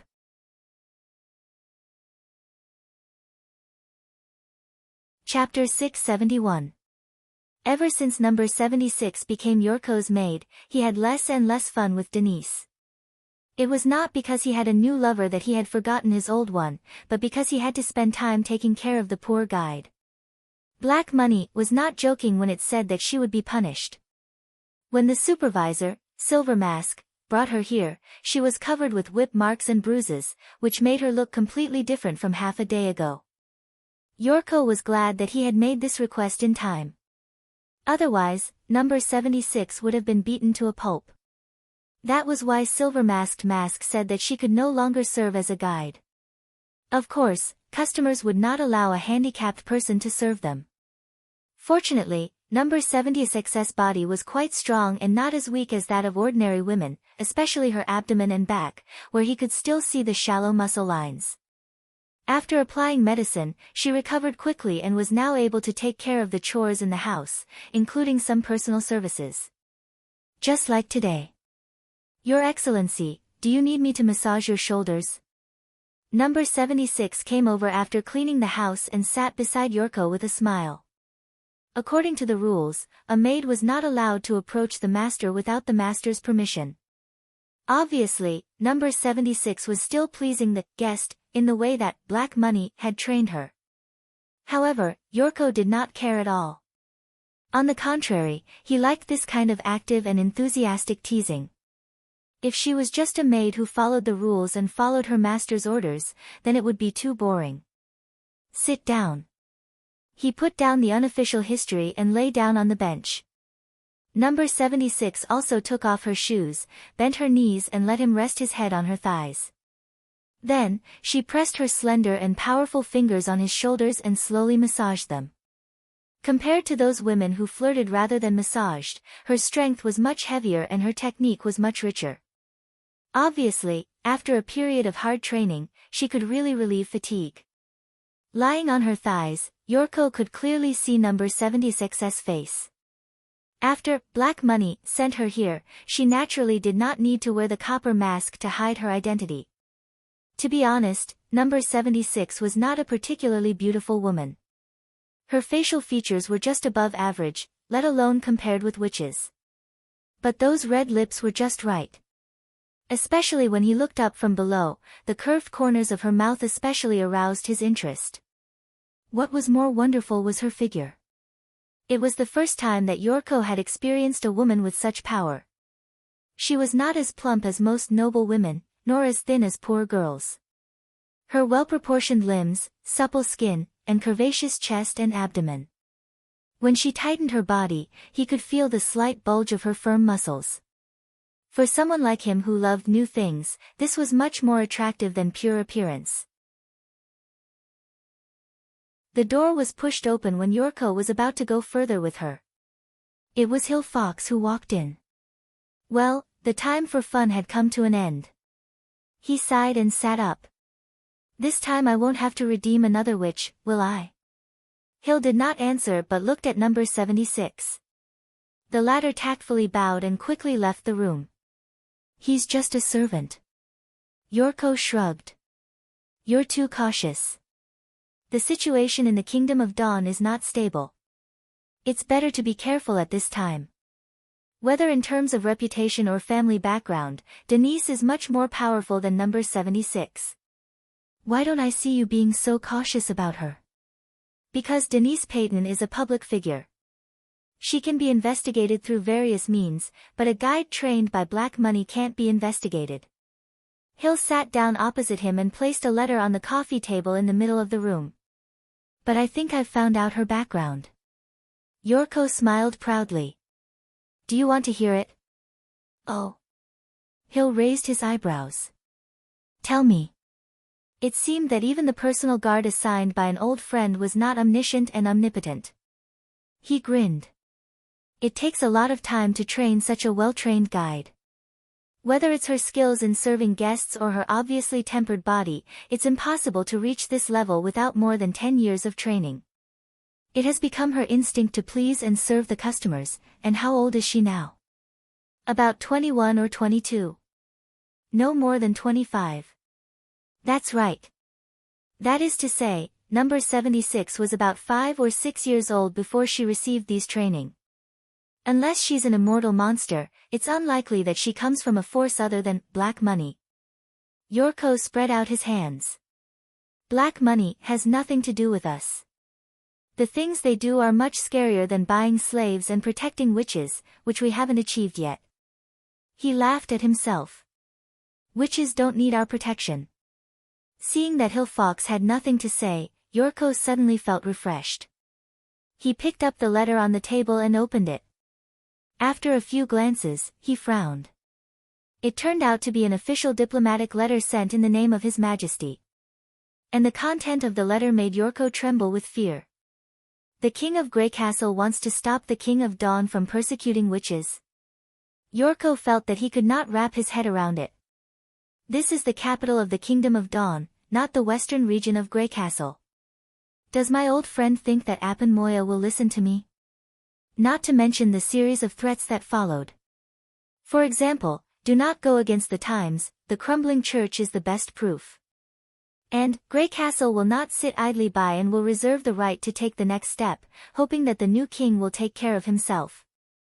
Although the wording was very euphemistic, Yorko believed that no one in the palace was a fool. Hill Fox was basically saying that if Grey Castle did not do what Grey Castle said, the Kingdom of Dawn would be Grey Castle's next enemy. How could he say such words in front of the King of Dawn? Yorko handed the letter to Hill with a gloomy face.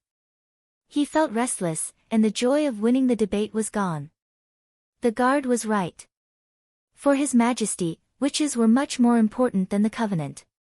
But what else could this kind of threat do besides provoking the disgust of the nobles in the Kingdom of Dawn? A threat that could not be fulfilled was destined to become a laughing stock. What should I do? Hill was the only one who could give him advice now. Do as His Majesty says. Hill quickly finished reading the letter. This is your duty as an ambassador. As for Apan Moya's reaction, I guess he will at most throw thunder and drive you out of the palace. There won't be any other danger. Then the relationship we built with the other nobles will be over, Yorko said gloomily. The big families in the city of Glow will definitely laugh at us as lunatics, and Roland will also become the new topic of conversation at the banquet. What good will this kind of empty threat do to His Majesty? Empty threat? Hill said noncommittally. Do you really think His Majesty is just saying that? Yorko's heart suddenly trembled. He looked at the guard in disbelief. This is not possible. Chapter 672.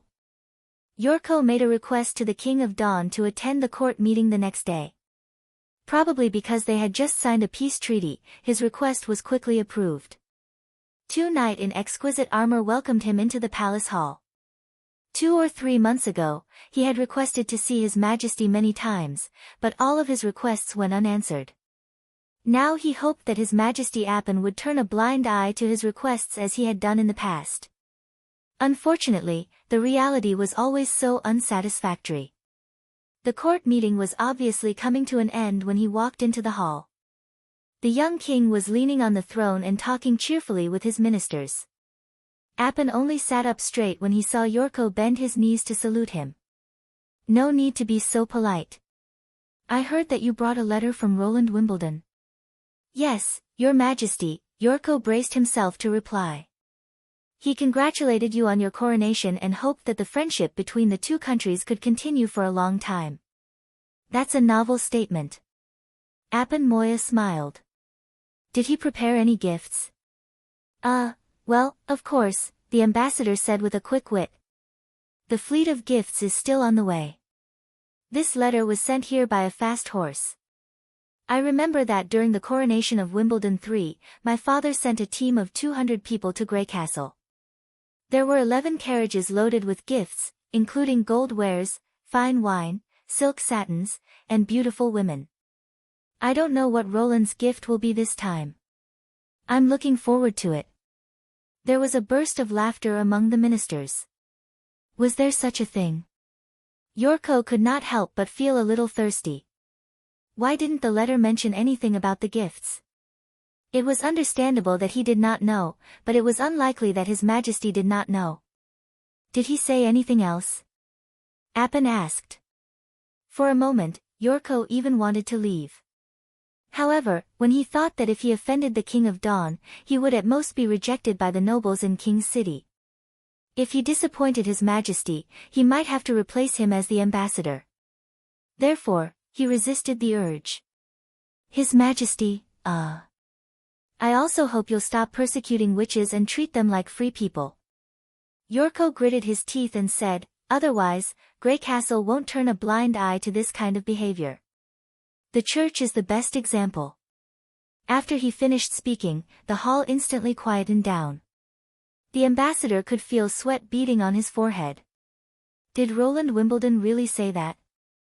After a while, Apan Moya said, show me the letter. Immediately, a knight came to Yorko and grabbed the parchment in his hand. Even though he did not dare to look into the King of Dawn's eyes, he could tell that the King of Dawn's tone had become colder. Thinking of the condemnation and warning that occupied most of the letter, Yorko felt like crying on the spot. As expected, Appin threw the letter to the ground after reading it. Is this how Grey Castle treats its allies? Witches are innocent, so I have to let them go. Nonsense. The young king seemed to be unable to control his emotions. He stood up from the throne and said with a murderous look, "Look at what those damned witches have done to the Moya family. They invaded the palace, slaughtered the guards, and threatened me with my father's life to obey the church. If it wasn't for the poison they gave my father, he would still be sitting here in one piece. But you can only ascend the throne if he dies, right?" However, Yorko only dared to say this in his mind. "Your Majesty, please calm down. As far as I know, the witches trained by the church are not the same as other innocent people, just like ordinary people are also divided into." "Shut up!" Appin scolded. "You have no idea how terrible those who have mastered the power of demons are. Even God's stone can't completely restrain them. Tell me, how can a group of people who are not bound by any rules obey us? Without the witches, the Kingdom of Dawn will only be more stable. I'm responsible for my people." It was impossible to reason with him. Yorko realized that his father had become a shadow in his heart when he saw Roland's flushed cheeks. This guy was about the same age as Roland, but he was almost the same age as his old friend in the King's City, or maybe even worse. Look at His Majesty, who had been away from King's City for less than a year, but had already transformed into a real superior, while this guy was still under his father's protection. "I'll write a letter to the King of Grey Castle and tell him not to be tempted by those fallen witches. Threatening the Kingdom of Dawn for the devil's minions? That's ridiculous." Appin walked back and forth angrily. Grey Castle may be powerful, but he shouldn't forget who gave him the power. Without the support of the nobles, how could Roland deploy his army to the Kingdom of Dawn? If he invades the royal territory for this reason, he'll definitely treat his vassals in the same way in the future. Not only will my subjects resist to the end, but the nobles of Grey Castle will also not support him as they did against the church. "Ah. My old friend seems to have done that," Yorko thought. Although he did not know how His Majesty defeated the church, he vaguely remembered that His Majesty did not rely on the nobles when he attacked King's City. At that time, few people in Grey Castle thought that Prince Wimbledon would win. Moreover, in the subsequent trial, almost all the great nobles were caught. Otherwise, he would not have been able to get the position of ambassador. In the end, as Hill had predicted, Appin Moya, who could not restrain his anger, drove him out of the palace. Fortunately, to Yorko's relief, none of the other ministers responded to the king, although they were surprised. Their reaction was much better than he had expected. Of course, when they saw the letter that was thrown to the ground, it was inevitable that they would laugh at him behind his back. As soon as he returned to his residence, Otto Luashi followed him. "Does His Majesty really think this way? Otherwise, I wouldn't lie to you." Yorko collapsed on the bench and said, "Why, are you here to laugh at me?" "No. I just think that Appin's new policy is a bit impulsive. He really wants the people of the Kingdom of Dawn to live a stable life, but this kind of search and arrest method will make people panic. Then you should talk to him. He doesn't listen." Otto smiled bitterly. "He's like a different person when it comes to witches. But you can't blame him. If you've witnessed the changes in the palace with your own eyes," he bit his lip and said, "No, it's nothing." His Majesty Moya's death was a huge blow to Appin.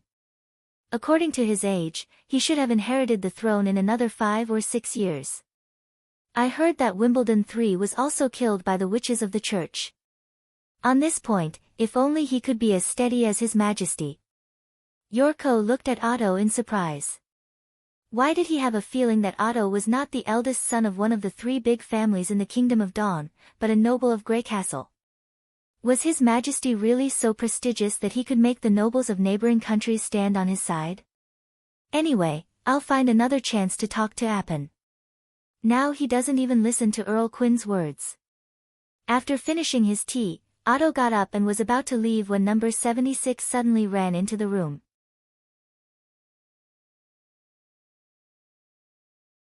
Chapter 673. Yorko suddenly sighed in his heart. Damn it, didn't we agree not to see each other again? It was just a polite saying to find the ambassador if there was trouble. Don't take it seriously.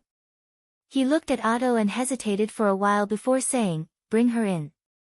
If the sponsor of the exhibition was not here, he would have directly used the excuse that the ambassador was not in the mansion at the moment and asked her to come again. Number 76 quickly took her hand and walked into the room. It was Amy, the 10th item of the black money auction. The witch anxiously grabbed Yorko's arm as soon as she saw him. Sir, please help us. Annie and the others are in danger. In danger? This was probably the most difficult kind of help. Sit down and tell me what happened.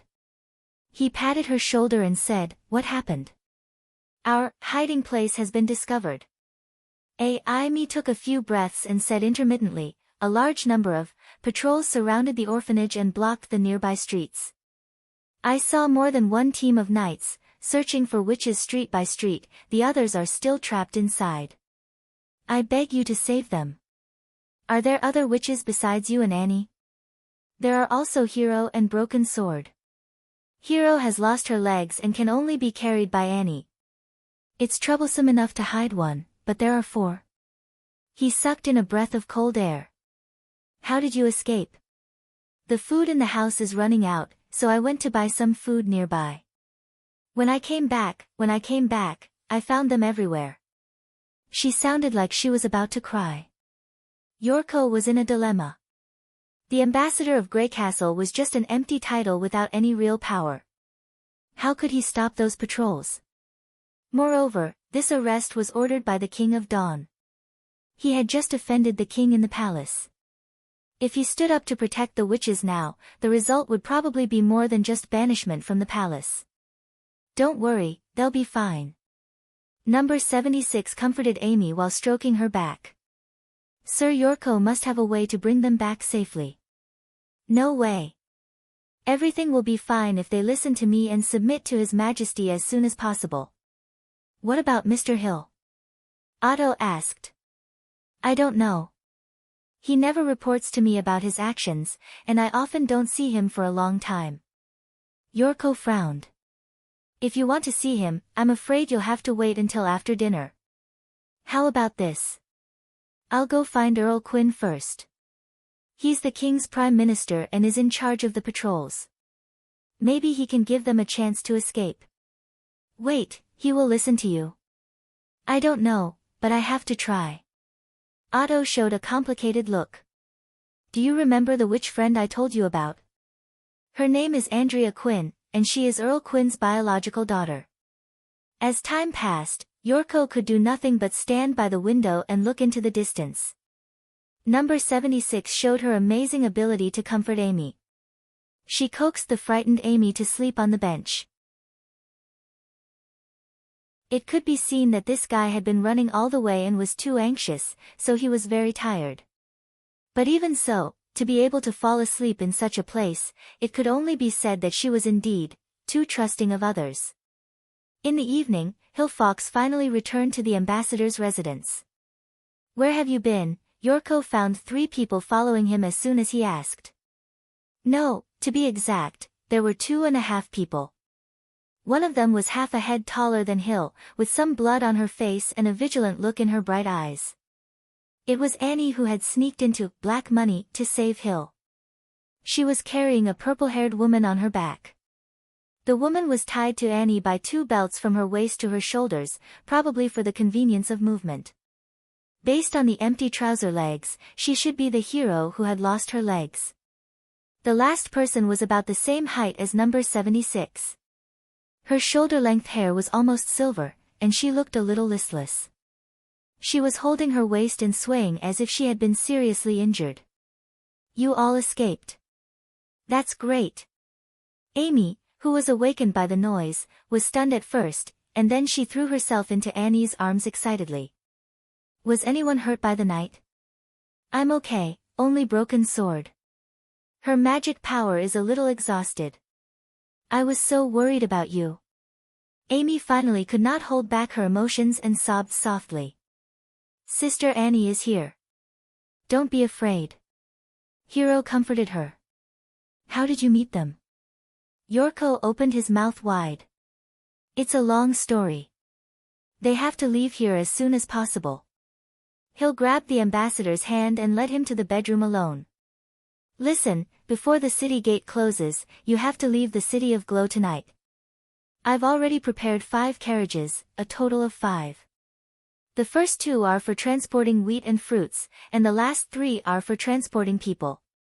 Wait a minute, Yorko interrupted. Did you just say? You? It's you and the witches, not me, Hill said word by word.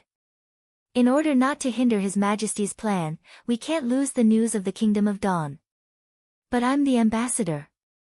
You have to leave because you're the ambassador. Hill's voice became more and more steady at times like this. Listen, I didn't save these 3 witches. What? Yorko could not help but be stunned. Not you. I've set up spies around the knight's martial arts field. If you can't find the witches, you might as well see how the opponents find them. So I received the news as soon as they moved out. But when they arrived, the block had been surrounded, and only the black street rats could enter. So you bribed the rats. Since I arrived in the Kingdom of Dawn, I've been keeping in touch with the local rats. Although it costs me a lot, it can always be useful at critical moments. Hill said in a low voice, but when I used the rats I bribed to track them down, the 3 witches had already escaped the encirclement. Isn't that good? I'll ask Denise to send them away and pretend that nothing happened. But it's not normal. Hill shook his head. The King of Dawn obviously knows exactly where the witches are hiding, and the people he mobilized are enough to turn the besieged block upside down. How did they escape? There's only one explanation: the witches were deliberately released. Perhaps Appin wants to use this method to catch more witches in hiding, or find out the people who support the witches. Yorko swallowed hard. If that's the case, it's too dangerous for you to stay in the City of Glow. The safest choice is to leave as soon as possible. Hill continued, if you can bring back 4 witches for His Majesty, the credit will be much more than an ambassador's position. What about you? He hesitated. If you're caught. They can only catch a famous person, but I'm a nameless person hiding in the dark. In their eyes, I don't exist at all. Hill chuckled. No one will notice that a guard is missing from the team of ambassadors, and Lord Otto will cover for me. Do you remember what I mentioned to you? I'm just an ordinary acrobat. The next time you come to the Kingdom of Dawn with His Majesty, you may see a brand new acrobatic troupe in this prosperous City of Glow.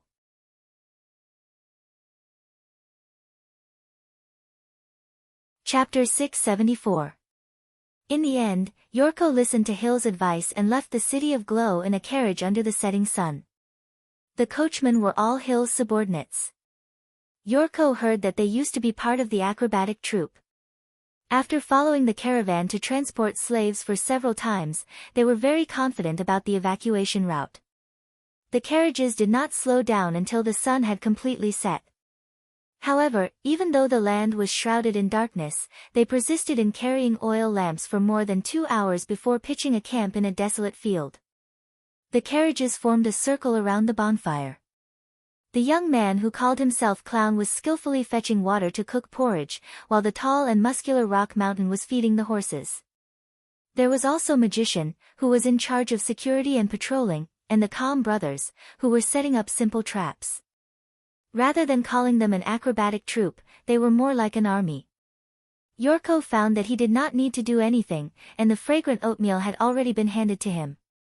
In addition, there was also a plate of bacon and an apple. He finally knew why Hill chose to transport these things. These so-called goods for sale were enough to meet the needs of all the witches even if they had to spend 1 or 2 months on the road. However, since he could load the food so quickly, could he have been ready to escape the Kingdom of Dawn at any time? And according to the guard, he still kept in touch with the Black Street Rat. My God, is this guy really just an acrobat? Yorko decided to ask his old friend when he returned to Grey Castle. The coachman consciously carried the oatmeal to the periphery of the carriage, leaving only Yorko, number 76, and the 4 witches around the bonfire. "I'm sorry for what I said and did last time," Annie said generously.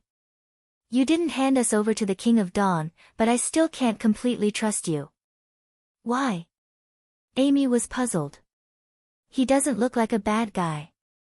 Yorko blushed a little when he heard that Annie was not a bad guy. He had never thought of himself as a good guy. Fortunately, the light of the bonfire could cover it up for him. "Ahem, I think it's probably because Miss Annie still doubts the purity of the witch organization in Greycastle." Purity. For example, some powerful nobles often secretly raise a few witches for their own amusement. "That's just one aspect," Annie interrupted. "As long as there's a one-sided deception and exploitation, no matter in the Kingdom of Wolfheart or in Greycastle, it's still a cage for witches. There's no essential difference. Of course, if I can prove that the witch organization in Greycastle is really as you said, I will formally apologize to you." "It doesn't matter." Yorko shrugged. "My task is to send you to His Majesty. After that, it has nothing to do with me. Even if you want to apologize, you might not be able to see me." The atmosphere at the scene was a little stiff, and only the crackling of the bonfire could be heard. Normally, he would never allow the conversation to descend into an impasse. However, when it came to this group of witches, he really couldn't get excited. Not only had they disrupted his peaceful life as an ambassador, but they had also brought a lot of risks to the emissary mission. It was not wrong to be cautious, but when the person being suspected was himself, this kind of feeling was not so easy to get over. The last one to break the silence was number 76. "Are you all from the Kingdom of Wolfheart?" she asked. "I heard from Amy that you've known each other for a long time." Annie nodded. "Although we weren't born in the same city, but, you're right. The Kingdom of Wolfheart has been annexed by the Church. You must have experienced a lot of hardships on your way to the Kingdom of Dawn." Number 76 leaned over and touched the empty trouser leg of Hiro.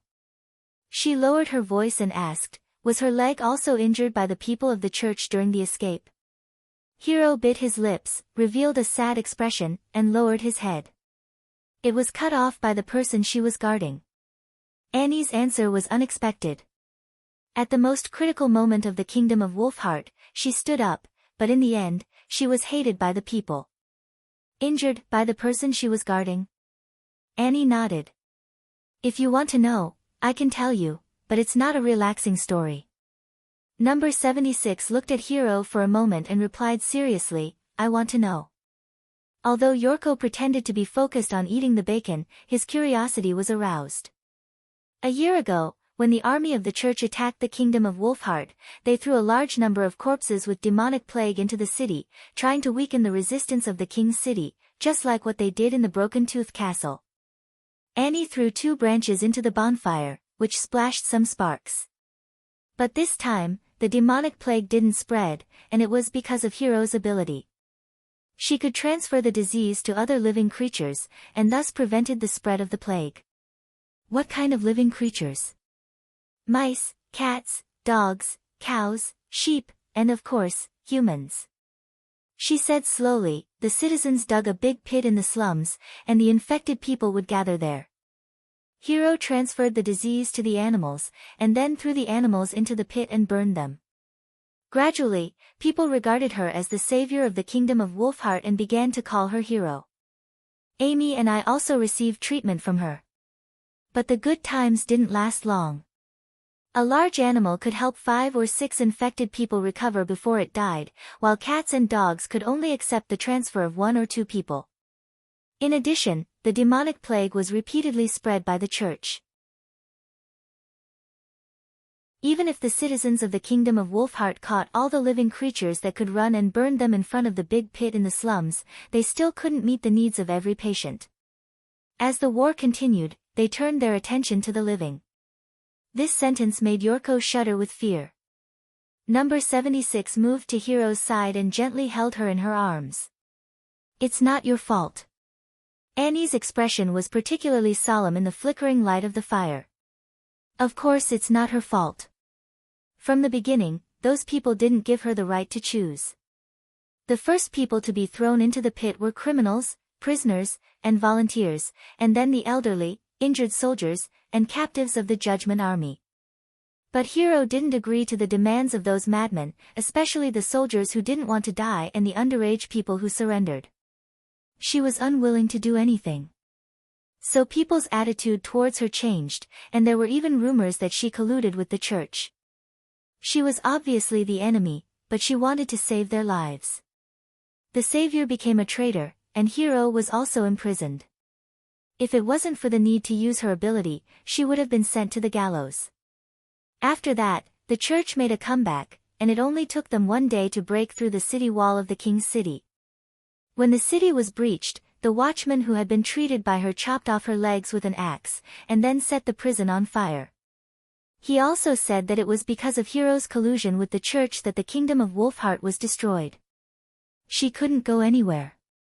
The traitor should be destroyed together with the city in this fire cage.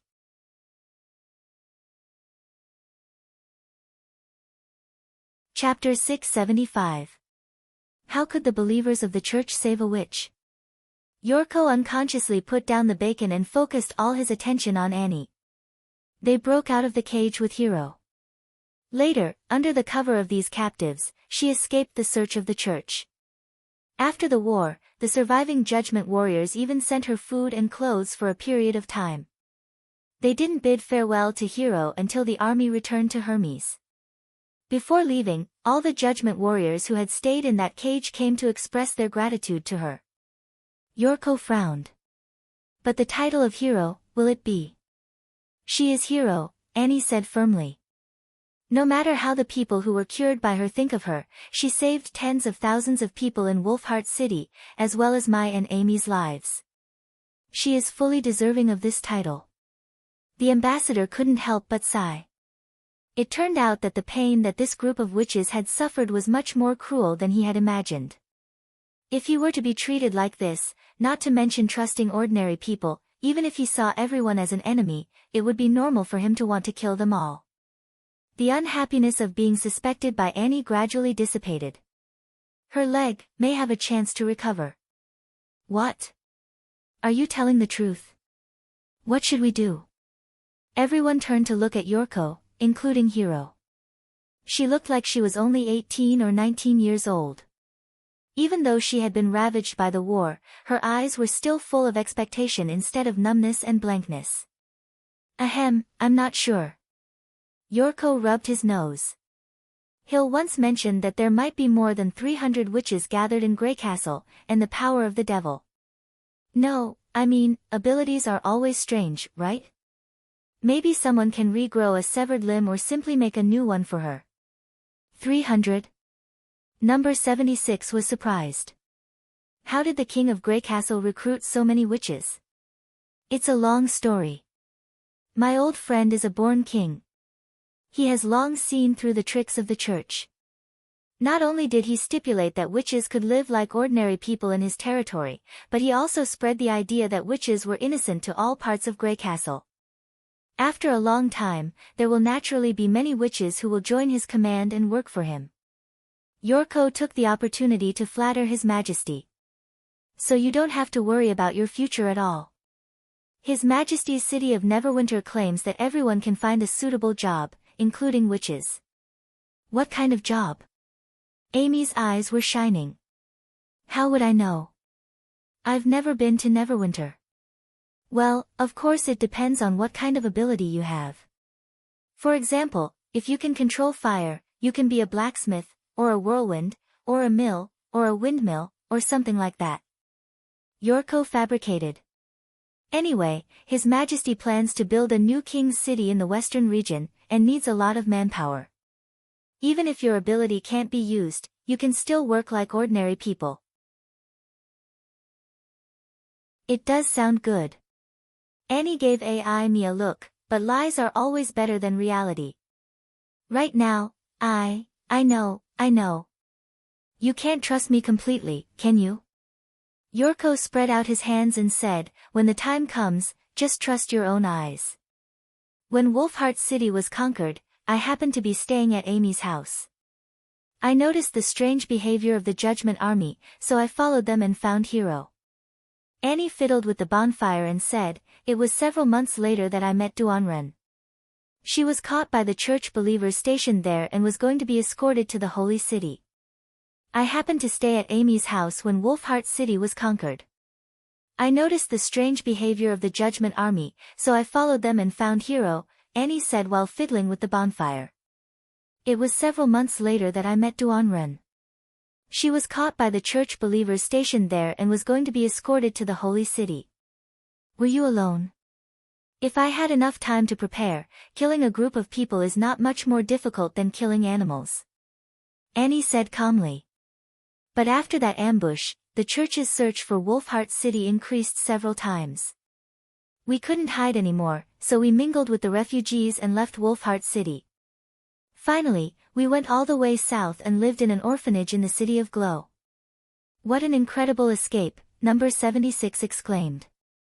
"And it's not over yet," Yorko thought. "Although the Kingdom of Dawn is not as terrible as the church, it is still more than enough to crush us." He hoped that Hill's worries were not true. Otherwise, App and Moya would never let them go. As long as they were still in the territory of the Kingdom of Dawn, they could not be considered safe. He shook his head and put these annoying thoughts behind him.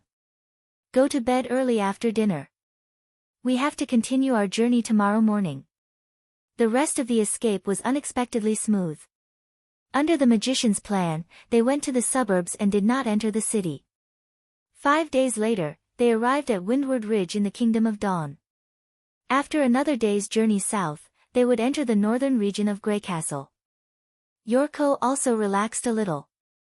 After all, it was not a good feeling to be tense all the way.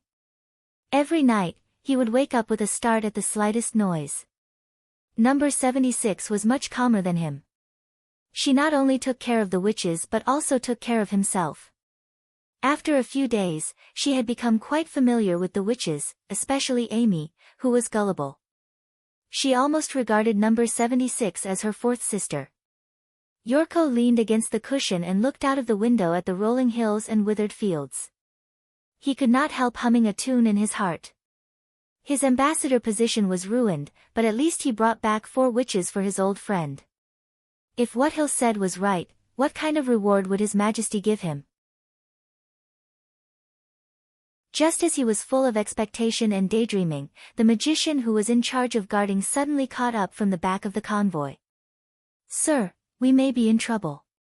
Someone seems to be following us." "What?" Yorko was shocked and quickly stuck his head out of the window, but he did not find anything unusual. "Those people are night. They are about 7 or 8 miles away from us. You can't see them." The magician controlled the horse under him to keep its body parallel to the carriage. "They're not moving fast, but we're slower. At this rate, they'll find us sooner or later and catch up with us." "Are you sure they're enemies?" "I'm not sure. I just saw them from a distance. But we can't bet on this chance. There are about 20 to 30 of them. They're fully armored and don't have any horses. They must have found us by following the ruts. Then what should we do?" Yorko panicked.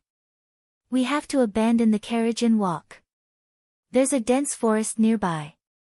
Horses can't pass through there, so the knight can't show his full speed." The magician said in a low voice, "But this will only slow us down to the same level as them. Once they catch up with us, we'll all die. To be foolproof, it's best to lead the convoy forward and attract them to the main road."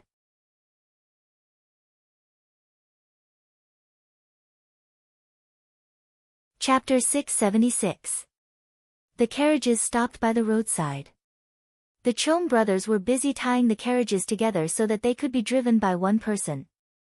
After a fierce argument, the witches were finally persuaded by Annie to follow the clown into the woods. Soon, it was Yorko's and the rest's turn. "Sir, it's time for us to go."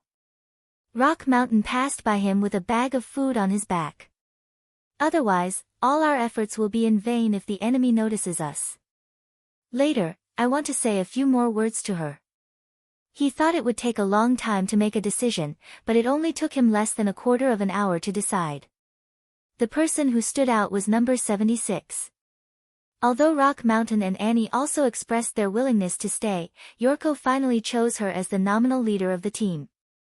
I've received 5 years of combat training in the Black Money, so I can run fast. Don't worry about me too much. Number 76's speech was very simple as an ordinary farewell. Isn't there a village in front of us? When I drive the carriages there and blend in with the villagers, they will never find me.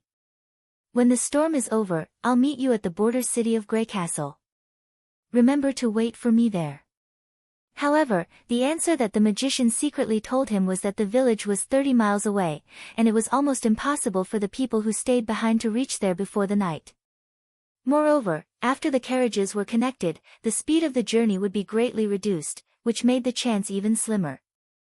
If the pursuers were not following the order of the King of Dawn to capture the witches, then everything would be a false alarm. However, if the pursuers were as the magician worried, Yorko could imagine how the deceived knight would vent his anger on number 76 even with his eyes closed. He faintly realized that if the convoy was intercepted by the Knight Regiment of King's City, he would be the only one who could survive. Apan Moya might ask for a large ransom from Roland and ridicule him as the laughing stock of the nobles, but he would not easily send him to the guillotine. Apart from him, the others would basically die if they were caught. Perhaps he was the one who should stay behind to attract the pursuers' attention. Yorko had wanted to stand out several times, but his fear made him unable to move his feet. Until the end, he had not been able to say those words. The ambassador is the face of the king. I can't be taken back to be ridiculed and insulted, because that would be equivalent to insulting the king of Grey Castle. He could only comfort himself in this way. If he did not think so, he could not even look into number 76's eyes. Damn it, she was clearly just a slave that he had bought. Yorko walked up to 76 and was about to say something, but she spoke first. Sir, this is my own choice. It has nothing to do with black money.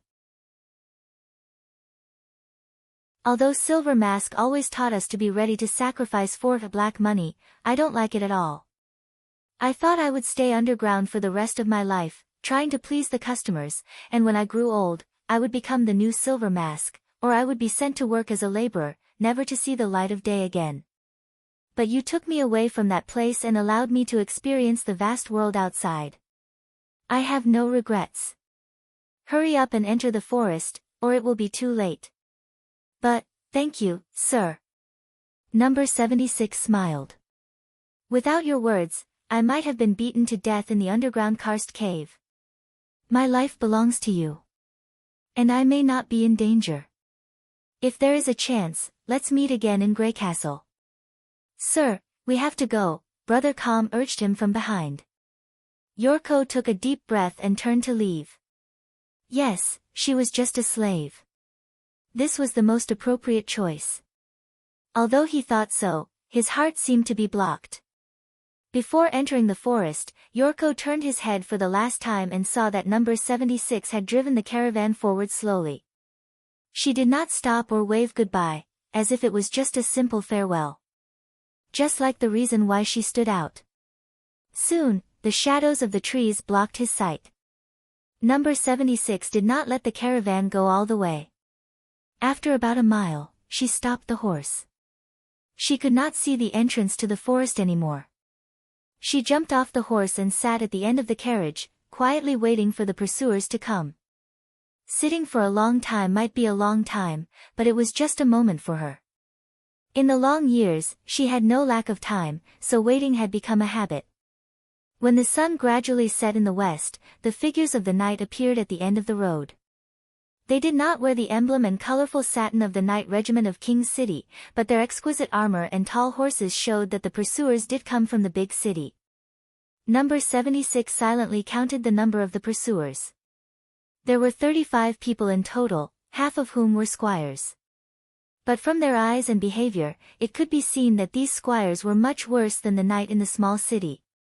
Seeing the carriage stopped by the road, the leader frowned. He flicked his whip in the air, and the knight immediately swarmed up and surrounded the caravan. "Sir Logan, there is no one in the carriage." "Interesting. It seems that our ambassador of Grey Castle has sent out scouts." Logan sneered. "Caro, Chester, you two go back and check the footprints on both sides of the road. Since they abandoned the carriage and fled, it is impossible to leave no traces." This sentence had already explained their purpose for coming. "Sir, this woman. Cut off her hands and feet and interrogate her. But since she dared to stay here, you won't be able to get anything out of her." "No need, they escaped to the forest." Number 76 stood up and said, "It's not far behind you." But what?" A knight had already pulled out his sword and reached for her arm with his other free hand. Obviously, even if she told them the answer, they would not let her go. "But you won't have the chance to trouble the witches anymore." Number 76 raised her hand and grabbed the knight's wrist with the speed of lightning. Then she pulled hard, and the burly knight flew into her arms like a child. His head was tucked under her armpit. The shoulders closed slightly, and the armor made a creaking sound that made one's teeth ache. Then, with a snap, the helmet left its original position, leaving a distance of about a fist's width between it and the collar armor at the neck. The knight convulsed like a dehydrated fish. "Let go of Charlie. Damn it, kill her." The others all pulled out their swords and stabbed her.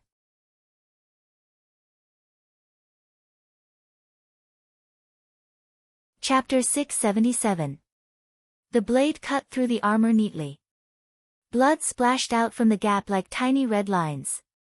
Unexpectedly, the victim did not scream. Instead, he clenched his teeth and grabbed her hand that was holding the sword, as if he wanted to fight for a chance for his companion.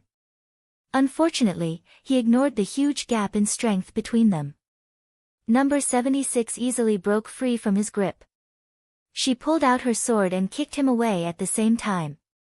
The place where the knight was kicked deflated as if he had been hit by a blunt weapon. He spat out a mouthful of blood and fell to the ground without making a sound. It seemed that her fists and feet were more convenient. Number 76 glanced at the sword that was full of cracks after only one blow. She simply threw it aside and pounced on the others with her bare hands.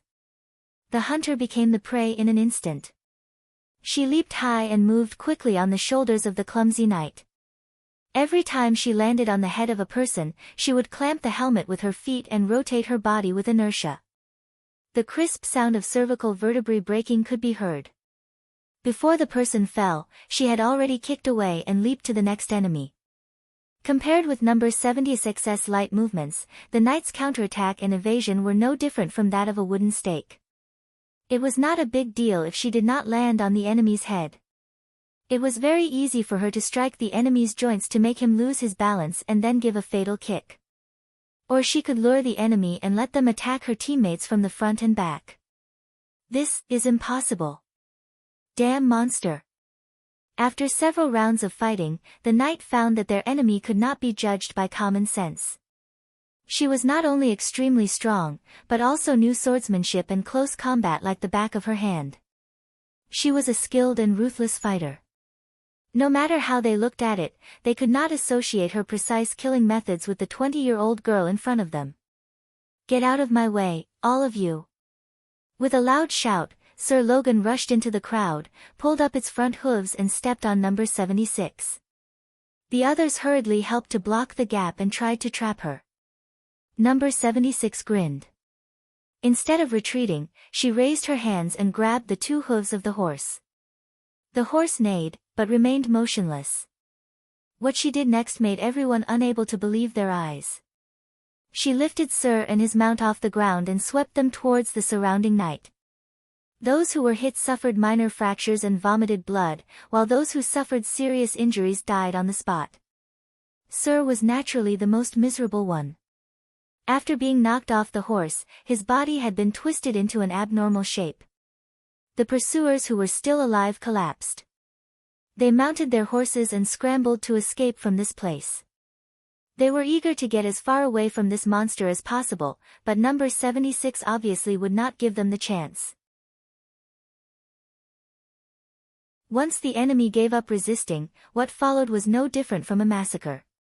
By the time number 76 cleaned up all the traces of the battle, it was completely dark outside. The corpses of the knights were thrown into the farmland not far away, and scattered wheat stalks were used as the most basic cover. Although it was only a matter of time before they were discovered, by that time, the witches would have already withdrawn into the territory of Grey Castle. She got into the most luxuriously decorated carriage, lifted the soft cushion on which Yorko usually lay, and carefully took out a magic stone ring which was shining with colorful light from under the cushion. Even under the faint moonlight, one could see that there was a cyclone slowly rotating inside the crystal-like crystal. After carefully examining the ring, number 76 carefully put it into her arms, rearranged the soft cushion, and lay on her back. After that, all she needed to do was to go to the next village unhurriedly and hire a coachman to take her to Grey Castle. They might not stay at the border for too long or even a day, but as long as her destination was the western region of Grey Castle, she would see those witches again one day. Looking at the bright crescent moon outside the window, number 76 could not help but let out a sigh. More than 400 years had passed, and the union that once controlled the vast and fertile land had disappeared like dust. The only thing that had not changed was the starry sky in the night. Only when she looked up at the sky could she feel that she was still alive, not living in the underground, not living in the present after the Union had disappeared, but living in the holy city of Tequila 400 years ago. That incomparably prosperous witch empire. After that, the road of escape could no longer be considered as living. The only thing that kept her going was a remnant of hope. How does it feel to change back into a female body? Someone asked. Someone asked, do you feel touched by being yourself again? She took 2 deep breaths and tried to move her wrists and ankles. The distance is shorter. Of course. Of course, it's because this body is relatively short and stout, so it's not suitable for you to serve those mortals. The voice chuckled. Besides, there are very few female gods punishment warriors, so you don't have to be so picky. Looks and age are also very important, another person chimed in.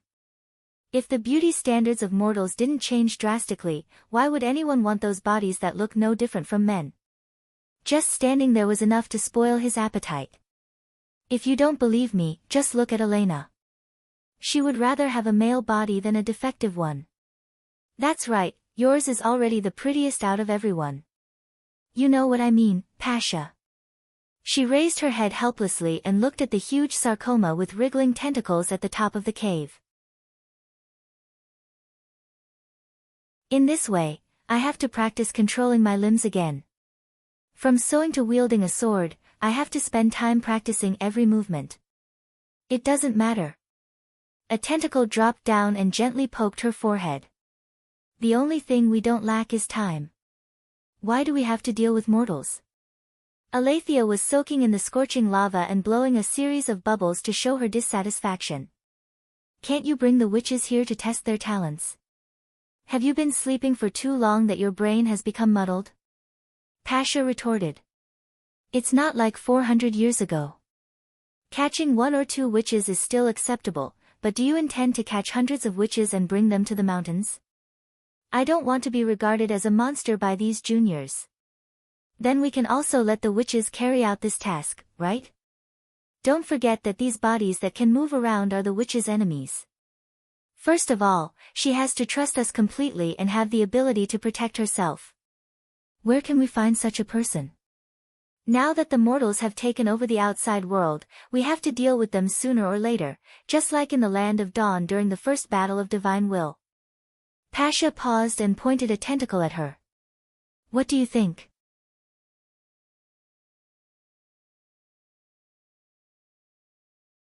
Chapter 678.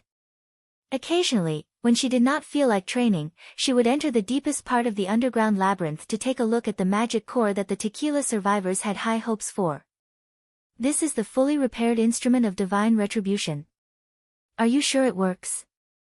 The largest core looked like a simple spindle, and its volume was close to that of a senior witch's experimental tower. Dozens of white scaffolds were like ribs wrapped around internal organs, gathering magic into it. Its extraordinariness was also very obvious. There was clearly nothing hanging or supporting it, but it was able to float in the air of the maze hall. Under the cold light of the core, the underground was no longer just a monotonous fiery red color. Of course, I've been studying it for 385 years. A blob of flesh emerged from the top of the cave and landed beside her with its tentacles. The more I study it, the more I feel that it is the work of the gods. In comparison, the things that the Quest Society had been fiddling with were nothing. Magic Stone Sigil. TSK. I haven't even touched the surface of magic power. If we had discovered this relic 400 years earlier, there might not have been a second battle of divine will. At the mention of magic cores, Celine would become very excited. She had no choice but to pat Celine's rough skin. Have you verified the other cores? Of course, Pasha even used the phantom instrument to perform a miracle in the mortal kingdom thousands of miles away. Ah, you might have been sleeping at that time, so you didn't see this moment. Thousands of miles away, she said in surprise. Yes, it's far beyond the reach of any ability. The Infinity Sigil is nothing in front of it. Celine waved her tentacles and said, "This is the power of the magic core. It can give witches the ability to go beyond their own limits. The best proof is that the common man who knelt down in fear after witnessing the miracle is the core. It's the direction we should go, not the damn gods' punishment army. Long live Lady Natalia. But without the gods' punishment army plan, we can't continue," she reminded him. Well, long live Lady Alice too," Celine mumbled reluctantly. "But I heard from Pasha that a chosen one is needed to activate the instrument of divine retribution, right?" "That's right, chosen one." This magic core was too huge and complicated. Without a chosen one, it would forever be a dead object and could not become a new god. Celine hooked her hand with her tentacle. "So our hope rests on you. Please find her. If she really exists." At the mention of this question, Sarkoma's voice instantly deepened. "Yes, if she really exists. Why can't I become the chosen one? I heard that Starfall City was defeated. They were defeated by mortals." After the news came, the magma underground began to boil. Whether it was the sleepers or the watchers, they all waved their tentacles excitedly. This was the only way they could express their feelings. But not everyone was excited about this. How is that possible? For example, the way Aletheia danced meant shock and anger. How could those guys lose to mortals? Is the source reliable? Someone asked. "I'll ask the Chamber of Commerce of Dawn to investigate." Pasha gestured for them to be quiet with her tentacles. "Calm down. Don't destroy the cave." It was very strange. They all looked exactly the same, all huge sarcomas with tentacles all over their skin, but she could easily tell them apart. Perhaps after staying here for hundreds of years, even the frequency of their breathing and the way they twisted their tentacles had been engraved in her mind. Pasha lowered her huge body and immersed herself in the magma. "To tequila." All the sarcomas that could still move drooped down and said one after another, "To tequila." The surging magma calmed down. "Once the news is confirmed, I suggest that we immediately take back the god's legacy," Elena said loudly. "Starfall City doesn't deserve it anymore. But that will inevitably lead to a direct conflict with the god's punishment army, and I don't think they will be defenseless. Even if Starfall City was defeated by mortals, it doesn't mean that Hermes will suffer a great loss." Aletheia expressed her doubts. "Who knows how the mortals won? Maybe they just surrounded and killed 100 gods' punishment army soldiers and regarded it as a great victory." "It's not impossible." "I think so too." Many people voiced their agreement. "Another group of mortals will help us figure it out," Pasha said. "But the most important thing now is to find the chosen one. Banach Lothar has set up the stage and is waiting for the actors to come on stage. If we can find the chosen one on this trip, the demons will be annihilated and the witches will usher in the most glorious moment." She walked to the exit of the ruins and stopped. It was a large hall. Half of the dome had been crushed by the soil and there was an atrium in the center of the hall, which led to the ground tens of meters high. Bright white light sprinkled down along the atrium and formed a soft beam of light, illuminating the square of land at her feet. There were 2 tombs facing the atrium. There was not a trace of dust on the tombstones, which formed a sharp contrast with the dilapidated ground around it. Obviously, someone had been cleaning this place for hundreds of years and had even planted a circle of white flowers for the people in the tombs. She bent down and knelt on one knee in front of the tombs. This was the burial place of the greatest witches. No matter what kind of differences they had and how fierce the disputes were, they were all for the continuation of the witches. And after they died, they were still close to each other and never separated.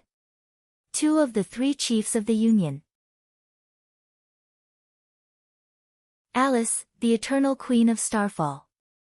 Natalia, the dazzling queen of Sunchasar. May the gods be with you. After praying, she stood up and nodded gently to the dome. I'm ready.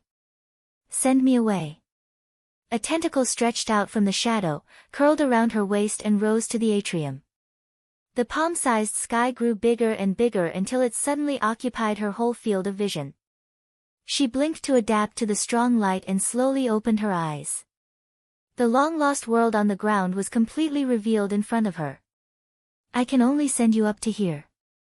Pasha's tentacle hovered at the entrance of the cave. This body can't see the sun. I know. She bent down and hugged the tentacle goodbye. Wait for my good news. By the way, you can't use your original name for the time being. The Chamber of Commerce of Mortals has arranged a new identity for you and a suitable name, number 76.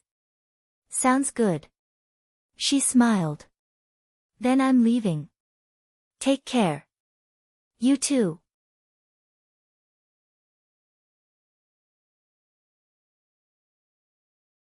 Chapter 679.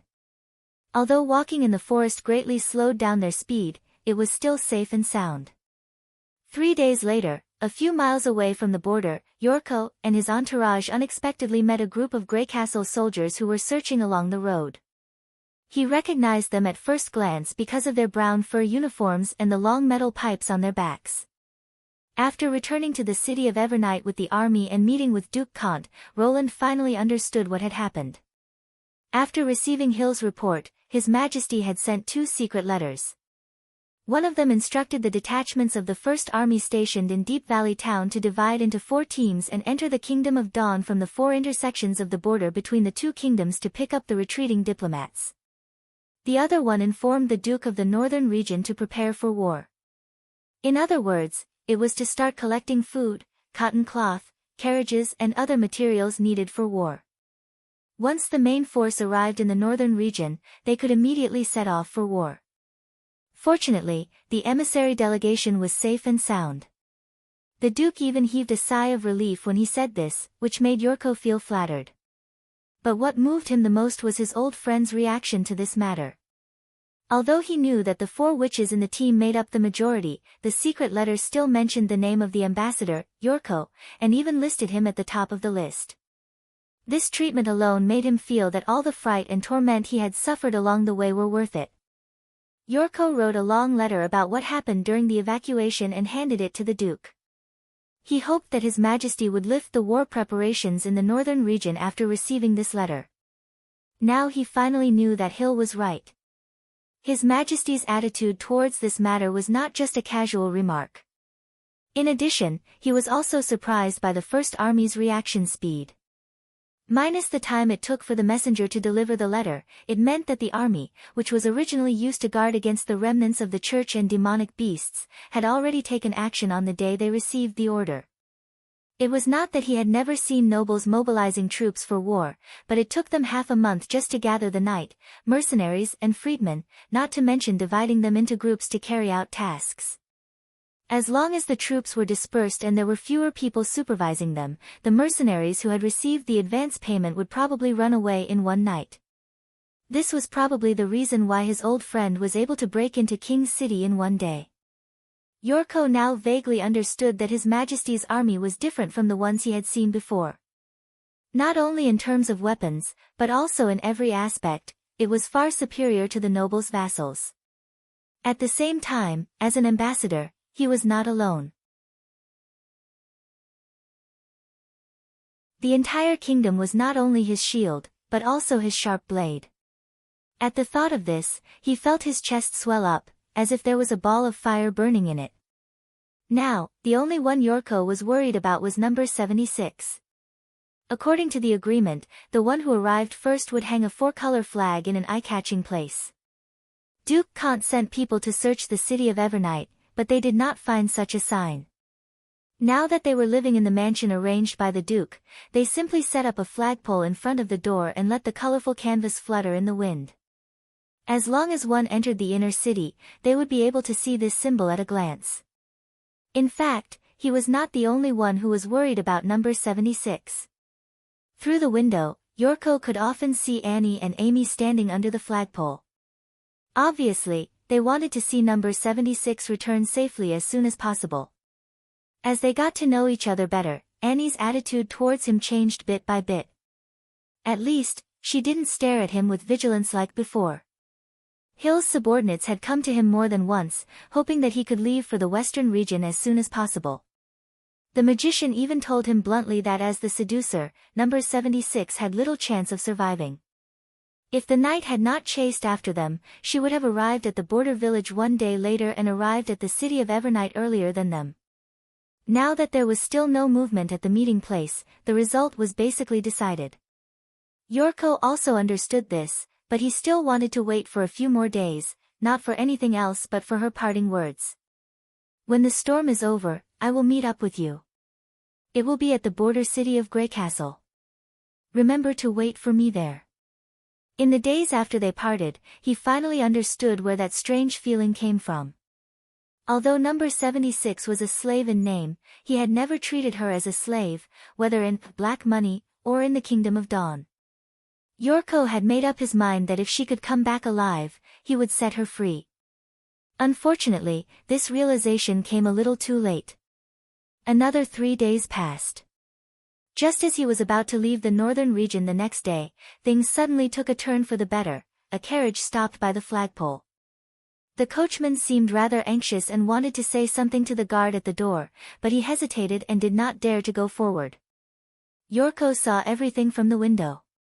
Before he could go out, Annie and Amy appeared beside the carriage.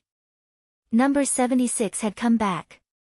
The news soon spread to every member of the emissary delegation. Even Duke Kant curiously came to see the brave maid who had sacrificed herself. But she was not in good condition. When Yorko saw number 76, she was covered with wounds. Her right hand and left foot were broken and she could hardly move. Sir. Number 76 blinked her eyes and forced a smile. Sorry to keep you waiting.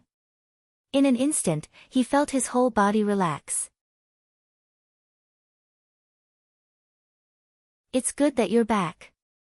They stayed in the city of Evernight for another week until number 76's injuries stabilized. Then they set off for Deep Valley Town and left the northern region by ship. During this time, Yorko also asked about what happened after they parted. She was caught by the night of the City of Glow before sunset. In order to buy as much time as possible, she untied the reins of all the horses and drove them to run in the opposite direction to block the knight who was speeding up. At the same time, she changed to a lone horse and fled to the mountains beside the road. But before he could run far, he was blocked by a mountain stream. Knowing that she would die if she was caught, she directly jumped off the cliff, which was more than 30 meters deep. Fortunately, there were branches and vines on both sides of the cliff, so she did not fall to pieces. But during the process of rolling down, her head was bleeding and her limbs were broken by the protruding rocks. When she fell to the side of the stream, she had already passed out. Perhaps the knight had not found a suitable way down the mountain, or he thought that she was dead, so he did not continue to chase her. It was already late at night when she woke up. She stayed awake by relying on the cold water of the stream and occasionally caught 1 or 2 small fish and shrimps. 2 days later, number 76 was found by the villagers who were fishing nearby and saved her life. Although the hero could transfer the pain, it could not heal the wounds. The only way was to send her to the western region to see if the witches there could help her recover. No matter what, she finally came back alive.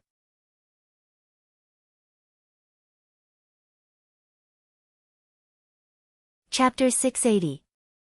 At the tail of the autumnal twilight, Neverwinter welcomed a long-awaited guest. It was Marjorie, the businesswoman. For this friend who was the first to come to his door and brought rich rewards to the struggling border town, Roland gave her the highest standard of courtesy. Not only did the First Army welcome her with cannons, he also personally went to Shallow Beach and took her into the castle. "You're too kind, Your Majesty," Marjorie said with a smile. "I'm just an ordinary businesswoman. Without your help, the western region wouldn't have developed to what it is today," Roland replied casually. "Neverwinter will never betray our friendship." Whether it was the initial purchase of a large amount of food or the subsequent renting of many ships to transport refugees, they were all completed with the help of Marjorie's Chamber of Commerce. Even Theo being able to gain a foothold in the Old King's City was inseparable from Margaret's connections and support. Although these were not provided for free, Roland was very clear that many things could not be achieved with money alone. "It's my honor to be called a friend by you," Marjorie said with a slight bow. "This time, in addition to fulfilling the perfume contract, I also brought you a new business opportunity." She pointed behind her. "They are the most prominent businessmen in the fjords and are very interested in your steam sailing plan." "Really?" Roland smiled. "Please introduce them to me later." According to his usual practice, when dealing with businessmen, he talked while eating. After entering the reception hall, the long table was filled with all kinds of delicious food, and these overseas guests seemed to be very satisfied that they did not have to eat fish. In addition, noble etiquette was not popular in the fjords, so they tried to control themselves at first and behaved as elegantly as possible. After a few glasses of wine, the atmosphere became more and more lively, and the imitation etiquette was all forgotten. Roland did not mind at all. Compared with the cumbersome dining rules in the palace, he preferred a lively dining environment. As they chatted, he gained a general understanding of the visiting merchant group. In addition to Gammon and Marlene, the two businessmen from Crescent Moon Bay who first visited Border Town, there were also chambers of commerce from Sunset Island and Shallow Water City. The two islands, one in the south and the other in the north, were next to Crescent Moon Bay, forming a closely connected trade circle. As the original settlement of the fjords, the three islands were not large, but their population and strength were among the top in the fjords. The competition between them was also quite fierce, which could be seen from the size of the other two fleets. Each of the ships docked at the port of Shallow Water City was a large three-masted ship, each of which could carry nearly 300 people and the same weight of cargo. The price of such a ship was already close to 5,000 golden dragon, not including the sailors. Obviously, these two chambers of commerce did not want to fall behind Crescent Moon Bay in the fight for face and strength. When the dessert was served, it meant that the talks would officially begin. "I heard from Marjorie that you all want to buy a steam engine." "Yes, Your Majesty." Nibelung, the person in charge of the Shallow Water City Chamber of Commerce, was the first to speak. "But not only the steam engine, we also want the steam ship you sold to Crescent Moon Bay. I heard that the renovation fee you offered was 1,800 golden dragon stones. The Sunset Island is willing to add 200 more to rebuild 5 ships at the price of 2,000 golden dragon." Atair, a merchant from the Sunset Island, was not willing to be left behind. "The Chamber of Commerce can pay half of the deposit first." Obviously, they were referring to the steam paddle steamers that Crescent Moon Bay had purchased a year ago. For Roland, this was a technology that was about to be eliminated. He could use this batch of orders to train workers and earn a lot of money at the same time. It was a very cost-effective deal. It takes 2 to 3 months to modify one paddle steamer, and about a year to modify 5 paddle steamers. If you can accept it, Bhairav, the director of City Hall, will sign the contract with you. "No problem at all, but Sunset Island has a small request." Atiya cleared his throat. We hope that you can use the craftsmen of the fjords to complete the ship modification. What do you mean? Roland raised his eyebrows. Just like the steam engine factory in Crescent Moon Bay, we will provide you with a group of craftsmen. The ships they modify will be used by Sunset Island first. When the 10-year period is over, they will be free to choose whether to stay or leave. The Shallow Water City also hopes to sign the contract in this way, Nibelung echoed. The 5 sailboats are only the first batch of orders. If you can agree to our request, at least 5 ships will be modified every year. So that's how it is, Roland thought.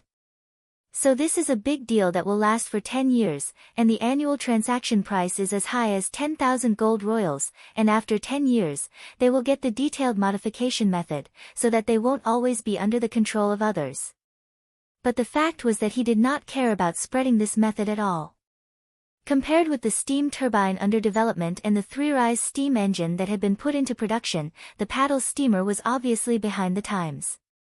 The original purpose of signing the 10-year contract with Crescent Moon Bay was to let the craftsmen adapt to life in the western region, so that they would not be willing to return to the fjords and eventually become a member of Neverwinter, not to prevent the leakage of technology. Technology without the industrial foundation was nothing more than a beautiful castle in the air. Thinking of this, Roland knocked on the table. There's no problem in principle, but we may be able to make some changes in the details, such as changing the 10-year period to 5 years. Speaking of this, the 2 merchants' faces showed obvious joy. For them, it was naturally a better choice to master the technology of steam ship modification earlier. As long as the Shallow Water City and the Sunset Island are willing to keep the craftsmen in the western region, I can give you a 20% discount on the price.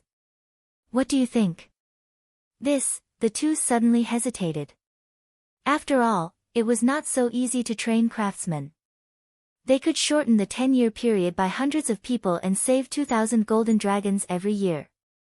They were not sure whether this deal was worthwhile at the moment. Your Majesty, can I discuss it with the other people of the Chamber of Commerce before giving you an answer? Nibelung said. Of course. Roland made a gesture to let him go.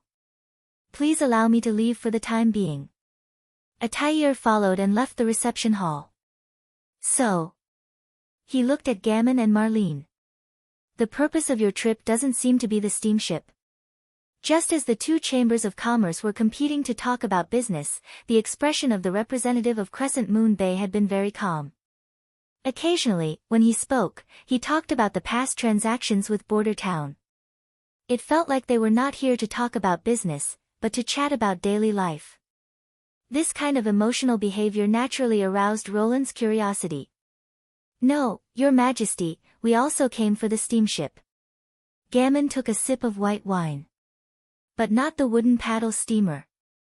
Crescent Moon Bay wants an indestructible steel ship that can split the wind and waves, the one you built for Lord Thunder.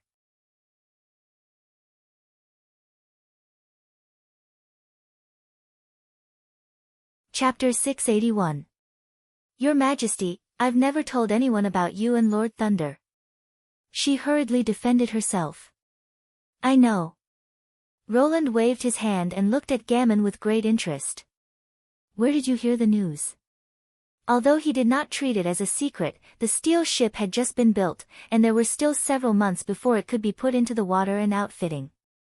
Moreover, it was built in a fully enclosed dock at the shoal, and the selected workers were all the most skilled local residents.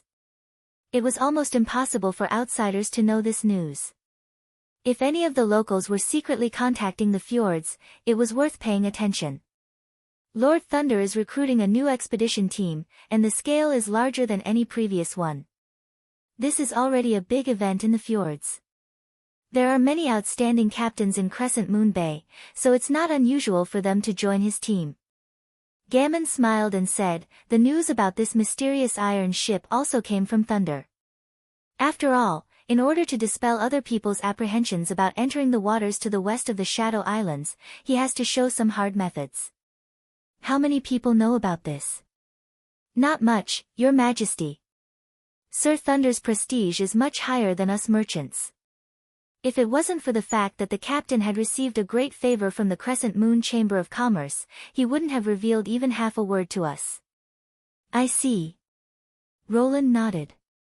But this kind of ship is extremely difficult to build, and it's impossible to build a second one in a short time, so I can't meet your requirements. We understand, Your Majesty, Marlin said. We only hope that after you complete the deal with Lord Thunder, you can sell us the second steel ship. For this, the Crescent Moon Bay Chamber of Commerce is willing to pay a 10% deposit first, and the remaining 40% immediately after the construction starts. Without even asking about the price, they began to talk about the deposit. Roland once again experienced the adventurous spirit of the fjord's people, or in other words, they were far more sensitive to ships than the rulers of the Four Kingdoms. At least he had never seen any nobleman who would pay a high price for something he had never seen before. Neverwinter also needs steel ships, and more than one. It may take 2 or 3 years for the dockyard to be free.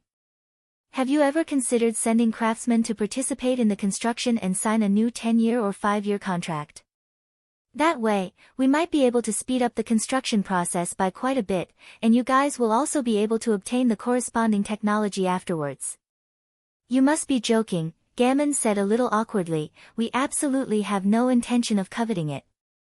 If the steel ship is really as Sir Thunder said, you can totally rely on it to become the most popular partner of the Fjord's islands. How would we dare to ask you for such a technology? I'm not joking. Roland took a sip of his drink and shrugged. This time, it was the two of them who were stunned. After a while, Gammon asked in disbelief, You mean, you're willing to disclose the technology to the Crescent Moon Bay Chamber of Commerce? As long as you can provide enough craftsmen, not only blacksmiths and carpenters, but also apprentices, Roland replied without hesitation, 2,000 people. If that's not enough, you can use literate civilians to make up for it in 5 years. What do you think? In this way, your ship can start construction next year. Of course, the shipbuilding costs will still be paid by you.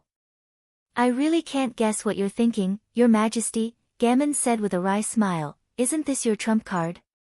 Roland shook his head. The steel ship I'm building for Thunder is already the latest cutting-edge technology that Neverwinter can provide at present. He was not deliberately bluffing. At present was absolutely not an exaggeration. As for 5 or 6 years later, who knew? Then why did you? Gammon was stunned and then waved his hand helplessly. No, I'd better not ask. Crescent Moon Bay is willing to make this deal. Why? Because technology could not be realized without the foundation. Not to mention shipbuilding technology, even if they packed up the mines, machine tools, and converters and threw them all to fjords, they did not have enough manpower to maintain this huge industrial system. When the first steam engine was invented, the manufacturing industry was no longer an industry that could be imitated by a pair of skilled hands and a hammer. Roland could not help but think of the captain of the Black Sea's reply to the construction of Variag. To complete it, we need the Central Committee of the Party, the State Planning Commission, the Military Industry Commission, and 9 Ministries of Defense Industry. Although the current steel ship was far from meeting such high requirements, it was also the result of the joint production of the whole Neverwinter. Except for the core power part and the hull welding which Anna was responsible for, the rest of the parts had been sent to the assembly plant in batches and were processed by ordinary people. It could be said that this was the inevitable trend of industrial development. Therefore, rather than hiding the technology, he needed more manpower to turn his idea into results. The population of Neverwinter had been rising rapidly, but he still felt that it was not fast enough. However, he did not need to explain this to a businessman. After 5 years, the businessman would naturally understand. Wise choice, the steel ship won't let you down. Roland raised his glass. Cheers. What? It means to drink up the wine in one gulp to show celebration, he explained calmly. It's the King City's new etiquette. Really? Then, cheers. The 2 businessmen from Crescent Moon Bay bit the bullet and poured the whole glass of white wine into their mouths. Not long after, Nibelung and Atair also returned to the reception hall and expressed their agreement to sign the contract. As a result, Neverwinter received an unprecedented huge order, 4,000 gold coins as a deposit for the transformation of the Golden Dragon. The remaining 4,000 gold coins would be paid after the transformation, and 5,000 gold coins as an advance payment for the construction of the Golden Dragon. These were all payments that could be received within the year, not to mention the total price that would depend on the subsequent construction progress. He could already imagine Barev's smile from ear to ear. With a rich income, City Hall had more confidence to arrange a job for every subject.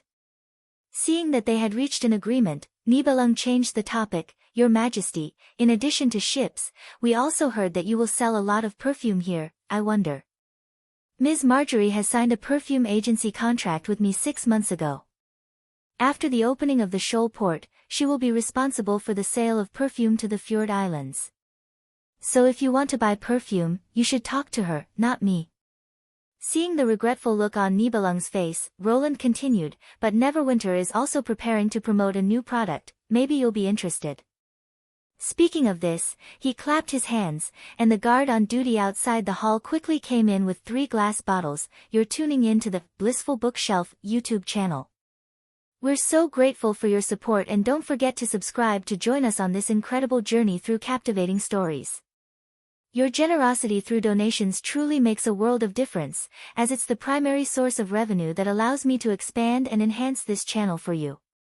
Thank you from the bottom of my heart for being a part of this adventure.